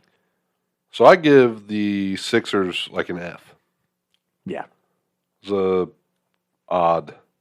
So the 76ers send James Harden, P.J. Tucker, and Philip Petrusev to the Clippers for Marcus Morris, Robert Covington, Nick Batum, K.J. Martin, a 2028 unprotected first rounder, 2 second rounders, 2029 pick swap, and then an additional first round pick from the Thunder. What? I don't know really how they. And then the Clippers send a 2027 first round pick swap to the Thunder. So to me, this seemed much more like Philly just cleaning their hands of James Harden, getting whatever they could. Yeah, I mean, Marcus Morris doesn't bring a whole lot. Robert Covington's a good role player, but they don't really have room on their roster for role players. Nick Batum, great defensive player. KJ Martin, unknown pretty much. And then a lot of picks, but, I mean, you lose James Harden and P.J. Tucker. Yeah, that one surprised me too. That's a great role player Like, right there. P.J. Tucker's a phenomenal basketball player. That's a championship caliber. Yeah. It's a guy you want on your team, Yes. especially with the 4 offensive gurus that the Clippers have now, where Tucker can just not shoot ever and just play defense and rebound. Yeah, so very odd move. Love it for the Clippers. Oh, yeah. And I guess I love it for the Thunder. Yeah, well, did they get anything? They got a 2026 first round pick swap with the Clippers. It's just what they needed. They just were like, hey, we just want, like, we don't want to be involved, but, like, I want a piece of the action here a little bit. can we get a first rounder and we'll send you a first rounder? That's In all they did. 2026? Yeah, sure, why not? Yeah, and then it makes Whatever. that's like a day of the draft kind of trade. Oh, straight up, yeah. I just feel like the Thunder GM is just like calling. He's like, "Hey, you guys trading anybody?" Oh, you are? Oh, sick. How about we how about we sweeten the deal for you? And it's like, "Hey, we'll give you a pick swap." And they're like, Okay. "Okay, just all right, write it down. Just hang up, dude. We'll do it. Whatever. We got a pick swap with the Thunder now." He's like writing down the details on the chalkboard. Put some OKC out of for just no reason. Like, it makes no sense why they're in there, but I'll take it. Now, Clipper-wise, front runner, does it make him that much better? Should Now you can kind of James Harden, do Russell Harden Westbrook and Russ play together? Is Well, it one where when Harden goes to the bench, Russ comes in? could be Russ being 6-man, could be Jimmy playing 2-guard. Do Russ, Jimmy, Paul George, Kawhi, and then there's Vika Zubac. Yeah. Solid lineup, especially with the West. Everybody's trying to kind of starting to play smaller. I don't know. That's a scary team. Yeah, because, Harden kind of changed his game because of Embiid and that team, where he became more like the point guard role. Yeah. Now, if he gives those reins back to Russ, and he can just shoot like Rockets Jimmy Harden, that could be pretty scary. Paul George lighting it up. James Harden lighting it up. Kawhi Leonard doing whatever Kawhi Leonard's going to do. Exactly. Russ being Russ. Russ has looked good in LA. Oh, yeah, and this should help him more, I think, too. So, yeah, it's a scary team. There's a couple guys we want to cover through week 1 of the NBA, one of which, Victor Wembanyama. You knew he was going to get mentioned here at some point. Not having this electrifying MVP level rookie year that everybody thought he was going to have. Even tonight, 6 for 12 from the floor, 2 for 6 from 3. He had 18 points, 3 fouls, 5 turnovers. Turnovers is his biggest issue. But he also had 4 blocks, 1 assist, 8 boards. Again, overhyped. But which isn't his fault, He's having what you expect out of your first round rookie picks. which is what I anticipate. I know I said he was going to be a bum and a bust and all that stuff, but that's just me being dumb. Of course. I mean, that's you being an on-air personality. Yeah, the expectation was, in my honest opinion, he was going to be a solid rookie. Nothing spectacular like everybody was saying he was going to be. And I'm not going to say I was right because I never verbalized that statement, but he's doing what, in my mind, I anticipated him to do. Yes, he's meeting the realistic expectations. Yeah, and if he can get those, he's averaging 5 turnovers a game. That's your main concern. That number's got to drop down. If he can get those under control, he'll be that much better. Yeah. His 3-point shooting percentage is exactly what I anticipated. It's around 22%, which is what he shot in France for all of his tenure besides last season. The unreal hype, I had to counter it to try and make people come to this conclusion. And again, we can't blame Victor for that hype. Like it's not his fault. Yeah, no, I'm not saying he was like MVP or bust. This is what I was in reality expecting. And this is what everyone should expect. No player is going to come into the league averaging 35-point triple-doubles with no turnovers, 17 blocks, 1 million rebounds. He's MVP. He's going to be an all-star. Like, come on. There's only one LeBron, you know? Exactly. And it's really unfair of the whole media to put that on Victor's shoulders. The kid's what, 19? Something like that. Come on now. Very young. Come on. Also, you mentioned it. We do this thing where we have to be one end of the extreme or the other. Yes. He's either an MVP or he's terrible. Yeah. There's a lot of middle ground there. And I was on the terrible team to try and convince these people who were saying he's MVP to fade back a little bit. Bring it back down. He can still be like an all-star type player. Yeah. Doesn't have to be an MVP in year one. No, he's got a lot of potential. We'll just see. It's a development phase. Well, the guy I want to talk about, our boy, Is developed. Luka Doncic. Came into the year in shape for once. And you can see it already. Already averaging 39, 9.7 assists, and 11.7 boards. Playing better defensively. The biggest thing, I've watched 3 Mavs games. Not once have I seen Luka bitch at the refs like he did last year. He's taken that under control. Probably quit smoking cigarettes because the cardio's gone way up. It helps having, Kyrie off the bat now. He can take some more plays off. I love Derek Lively. His first game was great. A bit of a drop-off since, but I think it'll be a great pickup. Luka can just throw lobs to him all day. Oh, yeah. But yeah, to see Luka at prime, like mid-season Luka in 3 games. It's nice. He's an MVP. It's only a matter of time. It is only a matter of time. And I should have picked him again this year because it's my same thing. Like, if I don't pick him, I'm going to feel bad because we know he's going to win MVP eventually, He is going to eventually, yes. So, could it be this year? Hey, who knows? It's looking like Through it. 3 games, definitely should be. Lakers and Cavs both struggling out of the gate. Cavs have had 1 game with Garland, Mitchell, Strus, the whole 9. Still no Jared Allen? Still no Jared Allen. Mitchell came back tonight, lost tonight. It's been ugly, honestly. Defensive is lackluster. Defensively lackluster. Offensively, when Mitchell and Garland are gone, it's very stale.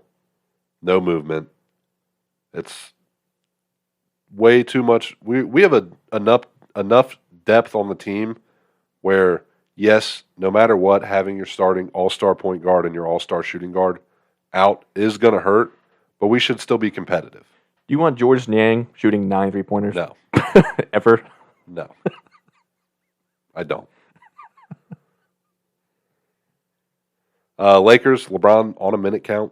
I don't think he's played over 29 minutes. As expected, right? Yes, but it's also hurting them Clearly. because when he's on the floor, it's a completely different dynamic. Oh, yeah. So I don't know. A lot of talk around Austin Reeves. Being After last year, terrible. thinking this guy's an all-star caliber player. He's going to make that next jump come this season. He Regressed jumped. heavily He jumped for sure. so far. Just backwards. in the wrong direction. He did a reverse long jump here. That's a long jump too. He's back on the track and not the sand. The Spurs did beat Phoenix tonight, They did. 115-114. That's of course without D-Book, without Bradley Beal still. Victor Yeah, put up 18. cool I just read his- 18-8. Yeah, you saw that then, yeah. 4-5 from the strike, 28 minutes. I think that's his most minutes played, 28. But again, 5 turnovers. Yeah, 4 blocks, though. should not be handling the ball. I know that was one of his selling points, but let's be realistic. Again, that was his selling point when his ceiling was better than LeBron James could ever dream of being. Imagine Magic Johnson, but he's 7'4". Yeah, now we're here in the real life where point guards in the NBA can steal the ball from a 7'4" ball handler pretty much at will, guys. Welcome back to reality. Come on now. The guy's got 6 feet to dribble, Yes. you know? We are off the mountain. Welcome back.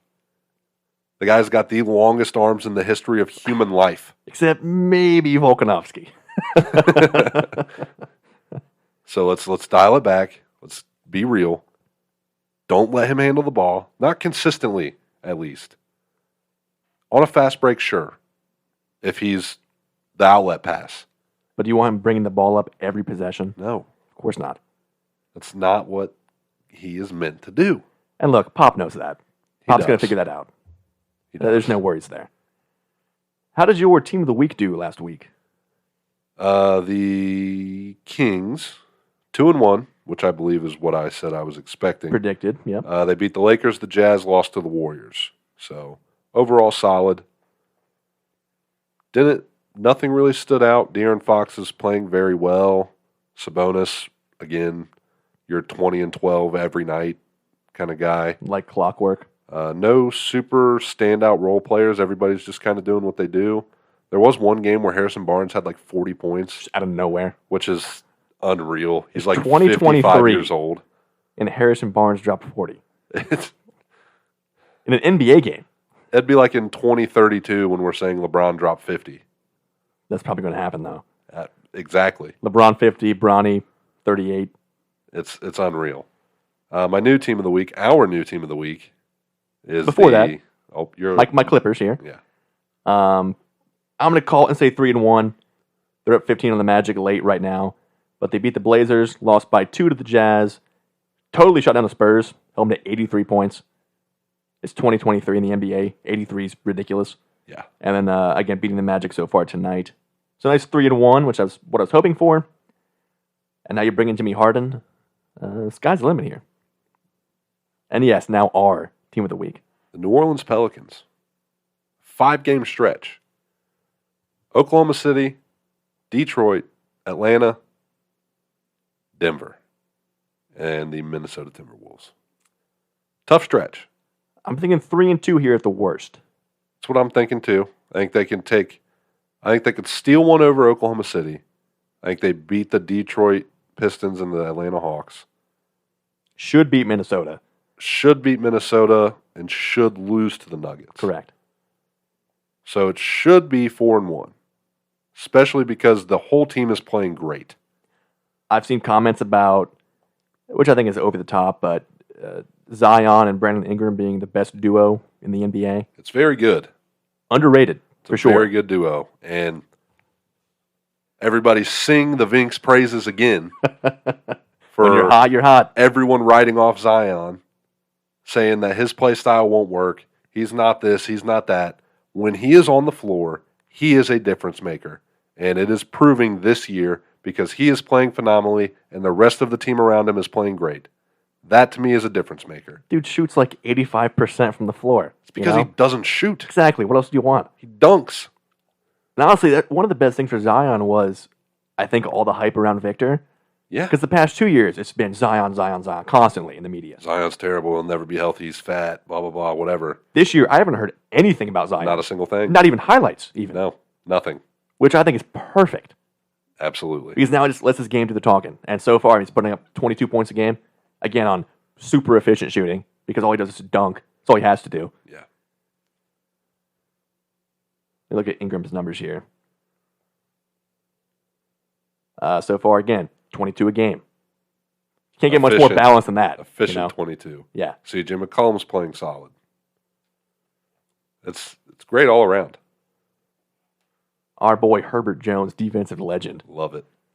My boy E.J. Liddell, Ohio State rookie. Getting a few minutes a game here. He'll be worked 3 in. minutes per game. If that. So yeah, again, worst case 3-2, but we're hoping for a nice 4-1 stretch. Maybe 5-0. They could surprise me you never and beat know. the Nuggets. You never know. I think Zion's one of the better matchups to go against Jokic, Yeah. just in terms of physicality and size. Big enough to pressure him Yeah. on the post. Yeah. Fast enough to cover him on the outside. That game's what, probably over the weekend? I think it's one of the later Definitely ones. want to watch that. That should be a big-time matchup. Also, on the Nuggets, we have a pretty much most improved player locked in. Michael Porter Jr. is averaging 2.5 assists per game this week, Up from 0 last year. this year. So he went from Michael doesn't pass the rock Porter Jr. to Michael Porter Jr. Porter Jr. Dime master. Yeah. Well, no, I just Michael Porter Jr. Porter Yeah. Jr. Oh, yeah. Because we'll wait for that gap to be filled again one day. Right now, we have no nickname for him. Yeah, Monday night will be Pelicans Nuggets. Also, I'm glad you brought up the Dime Master because one of the greatest nicknames ever was John Wall, Optimus Dime. Which again, I had never heard prior to like last week when you brought that up. Dude, That's an all-timer though. did you Google Optimus Dime and see if he came up? I didn't actually, He does. but it should. Yeah, it's his actual does. nickname. It's unreal. And also starting, I think, probably this coming weekend, NCAA hoops tipping back off. Yep. Buckeyes play Monday night. Of course, not ranked yet. They will be. They'll be in there. So we'll do a full NCAA breakdown next week here. Some outlooks for your Kentucky guy in NCAA hoops, right? Kentucky and Dayton. Oh, local boys. Let's see here. Let's go to some quick World Series coverage. Kentucky starts out ranking at 16. I did see Duke just got Cooper Flagg committed for 2024. They did. The projected 2025 first overall pick. So, welcome to the club of the next Duke white-hated guy, Cooper Flagg. Maybe. Taking the reins from Grayson Allen, You got to be pretty bad to be Grayson Allen level. Duke number 2. as expected. Number 1, Kansas. Kansas. Okay. Where's Gonzaga at? Purdue 3. Gonzaga. I'm not sure. Marquette 5. Michigan State 4. Never count Sparty out.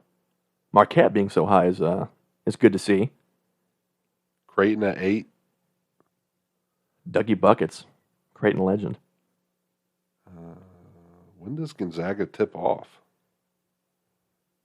Am I overlooking them? Oh, Gonzaga at 11. Checks out. Tennessee 9. We'll do a full top 10 next week. But World Series wise, your boy, Keitel Marte, Oh, buddy. hit 16 straight games in the postseason with a hit. He's at 20 now. All-time record. Yeah. 20 and counting. By, I think, what was it before? 16? Yeah, 16 broke the record. No, I think 16 tied the record. 17 17 broke broke. the record. Either way, he made sure he put a bigger gap between him and the next guy, whoever that may be. And counting. 20 and counting. But the D-backs are down 3-1. Even with the Rangers losing Adolis Garcia and Mad Max Scherzer for the series, 3-1, pretty comfortable here. Game 1 was an all-timer. Yeah. Extra inning. Rangers down 2, going into the 9th. Who else but previous World Series MVP Corey Seager? Absolute nuke to tie the game up. And Adolis, the man of the hour, with the walk-off there in the 11th inning. The Is it first Adolis game, or Adolis? they say both. I've Okay. always said Adolis. I think that's proper. I always read it Adolis.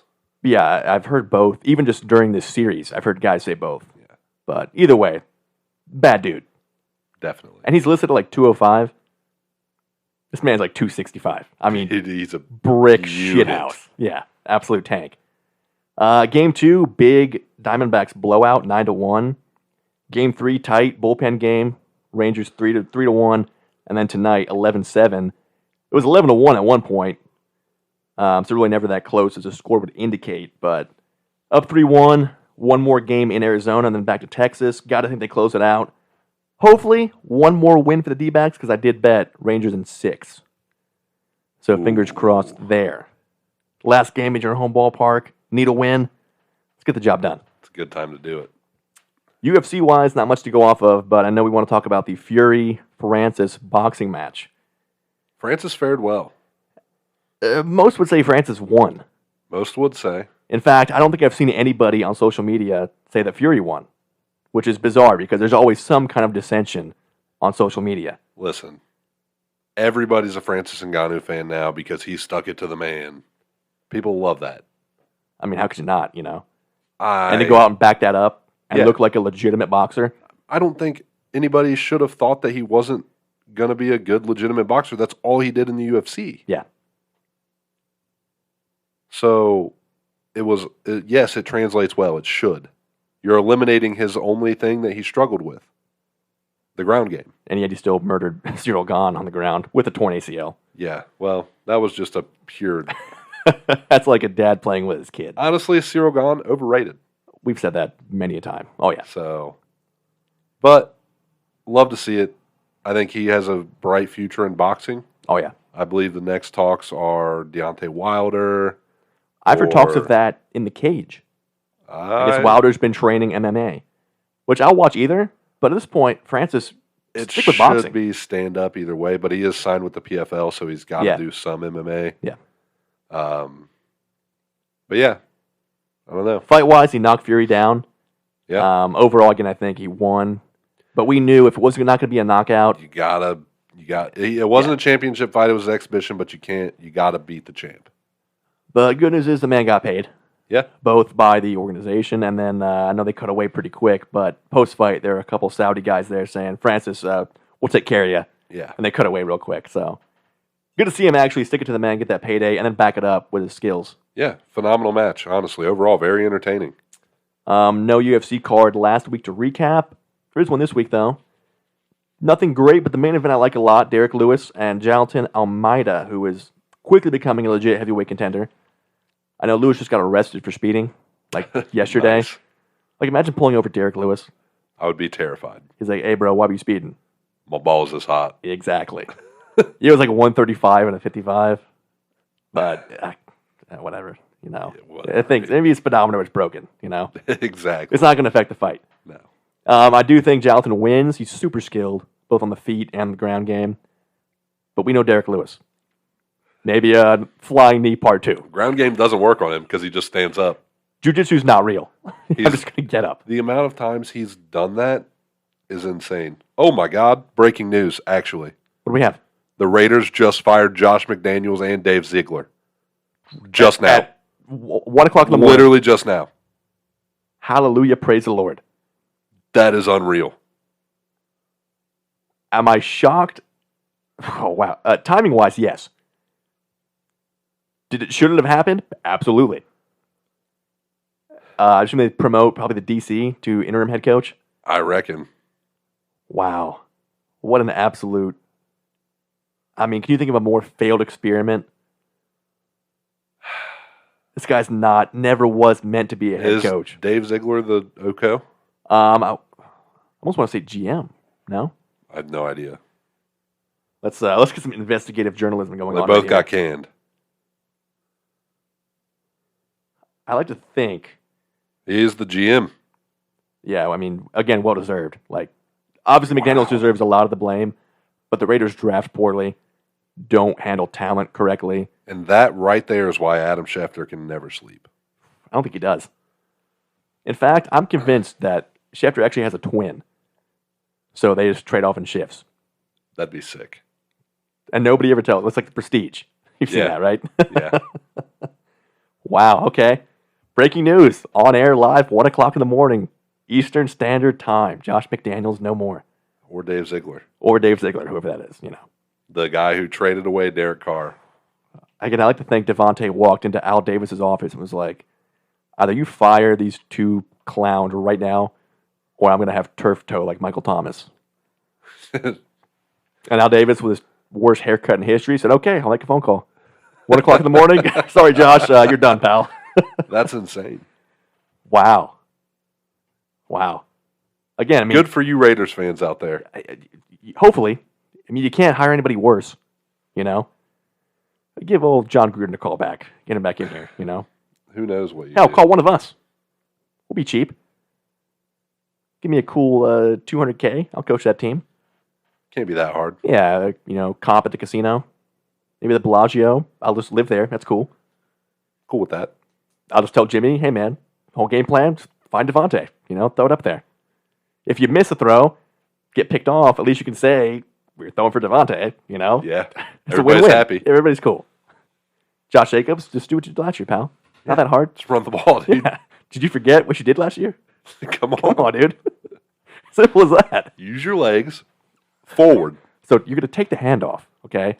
You're going to find a hole and just run at that hole, Right you know? through it. And don't stop till you get tackled. And if you start to get tackled, try your best to not get tackled. And most importantly, hold on to the ball because you don't want to lose that. No. It's a big deal. That's like holding on to your baby on a roller coaster. In fact, pretend that ball is your baby And you're on a roller coaster. and take care of it. Yeah. And ideally, you bring your baby home. Yep. Take it So home. that tuck line, it in. that line over there is where you want to go. Yep. And I expect you, when we leave this stadium, to have that baby. You take it home, tuck it in, give it a good night's sleep, and you get some too. Simple as that. Because I'll tell you what, that baby doesn't wake up crying in the middle of the night. Not to my knowledge, at least. Or getting texted about it off the bat. Oh, that was you, actually. Yeah. No, Thought it was Schefter texting me individually. You got him? Yeah. Okay. Because breaking news, it wasn't a public statement. It was just No. It was your text. He ran it by me first, and I said, yeah, go ahead and tweet that out. That checks out. Yeah, you can send Yep. I actually got the call right before you texted me. You're good to go. Yeah. How about the good old stick pick of the week? I believe you're due. All right, I'll pull one out of here. Go ahead and give him a little shake. You've got probably a good, at this point, I want to say like probably 200 bands in there right now. I'm going to dig in, hopefully grab something new that we've not had before, and end up with, this is an aging room, which I've only had, I think, one of. The Aging Room Quattro. I think that's the full name, but we'll do more research on that, of course, when we post the actual picture. Aging Room, pretty cost-efficient brand. Always very good quality. I've never had one. Well built. And yeah, for me, I think I've only had like one, maybe two tops. So, obscure pull there, which we'd love to see. My Ash for Cash for the week. I'm on a bit of a hot streak overall. My show pick last week did not quite go the way I wanted it to, though. Well, actually, no, it was Rangers in 6, which has not happened yet. So, for this week, NFL-wise, we're going to go Seahawks plus 5.5 in Baltimore. Cowboys money line, because we them boys, I believe. And then Jets over the Chargers. Because I think the defense is good enough to shut down Herbie and that Chargers offense. And I think Zach Wilson can get the job done against a very, very weak Charger defense. That's Agreed. $10 to win like 109, which is a pretty nice payout for only a 3-leg parlay. Solid. Best of luck. How about a close, but no cigar? My Cleveland Browns. We should have never given that ball back. We should have ran out the clock. Call a run play on 3rd and 3. Yes, the play call worked, but you're assuming you have a competent quarterback, which you don't. Run the ball. Got to blame Kevin there, right? I blame Kevin. No, actually, I really do put most of the blame on PJ. That's Because the throw the you gotta check make. down Yeah. for 3 yards for the first down was open. Should be There's a very no reason makeable throw. you should. He didn't even throw it there. Yeah. He threw it to a linebacker instead. Yeah. So, They were close. but no cigar. And of course, bums of the week. First is the Giants versus Jets game. Hopefully, none of you psychos out there actually watch this. There were 15 punts in the first half, which is the most since, I think, 2001. So I guess if you like punting, it's a great game to watch. Definitely good show outs Absolute for the clinic special there. teams. Giants should have won, but same thing. very bad clock management at the end. Totally botched it. Then Zach Wilson, 30 seconds to go, had a pair of 20-yard plus completions, got in field goal range, got the dub. Good ending. Realistically, Tommy DeVito is a very New York quarterback. Oh, if you go to a lab and build the ideal New York quarterback, you're getting Tommy DeVito. He would just be more talented. Well, ideally, that would come along with it. Yeah. Maybe a semi-competent level He quarterback. looks the part, acts the part, Has does the name. not play the part. No, actually finished. The Giants finished that game with, including sack yardage, -9 yards of passing. Unreal. -9. But I believe Tommy DeVito ran in a touchdown. He did. So he had a little flash of, I don't want to say greatness. A little flash of greatness. Maybe that was his Uncle Danny coming through a little bit. Yeah. I could not stop seeing Danny DeVito on the field. There's honestly nothing I want to see more. It was how I saw that game was nothing like what actually happened. That's a good thing. I honestly might have saw Danny DeVito throw like 350 yards. I'm here for that. Let's be honest. 4th and goal. Dude, Danny DeVito on the tush push? Who do you want in the backfield besides Danny DeVito? Nobody's tackling. I mean, him. low center of gravity. Yeah. Good luck. Strong lower body. Those legs are churning. You're not stopping that man.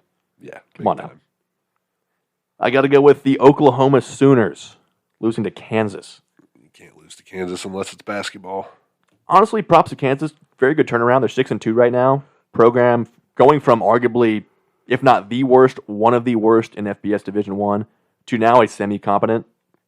We're seeing that with Actually like competitive most of the football schools are like, hey, we have other sports, guys. Yeah, we can devote resources to, like, look at Louisville, look at Duke, Yeah. both ranked teams. And now Kansas might sneak into the poll by next week. Either way, to your final Big 12 season, you lose to Kansas on the way out. That's tough. Pretty bummy. Third bum, Patrick Mahomes. Terrible showing. Flu game in the worst way possible. Whether you were sick or not, man, that's rough. I get like 7 fantasy points from Mahomes. Unreal. Come on now.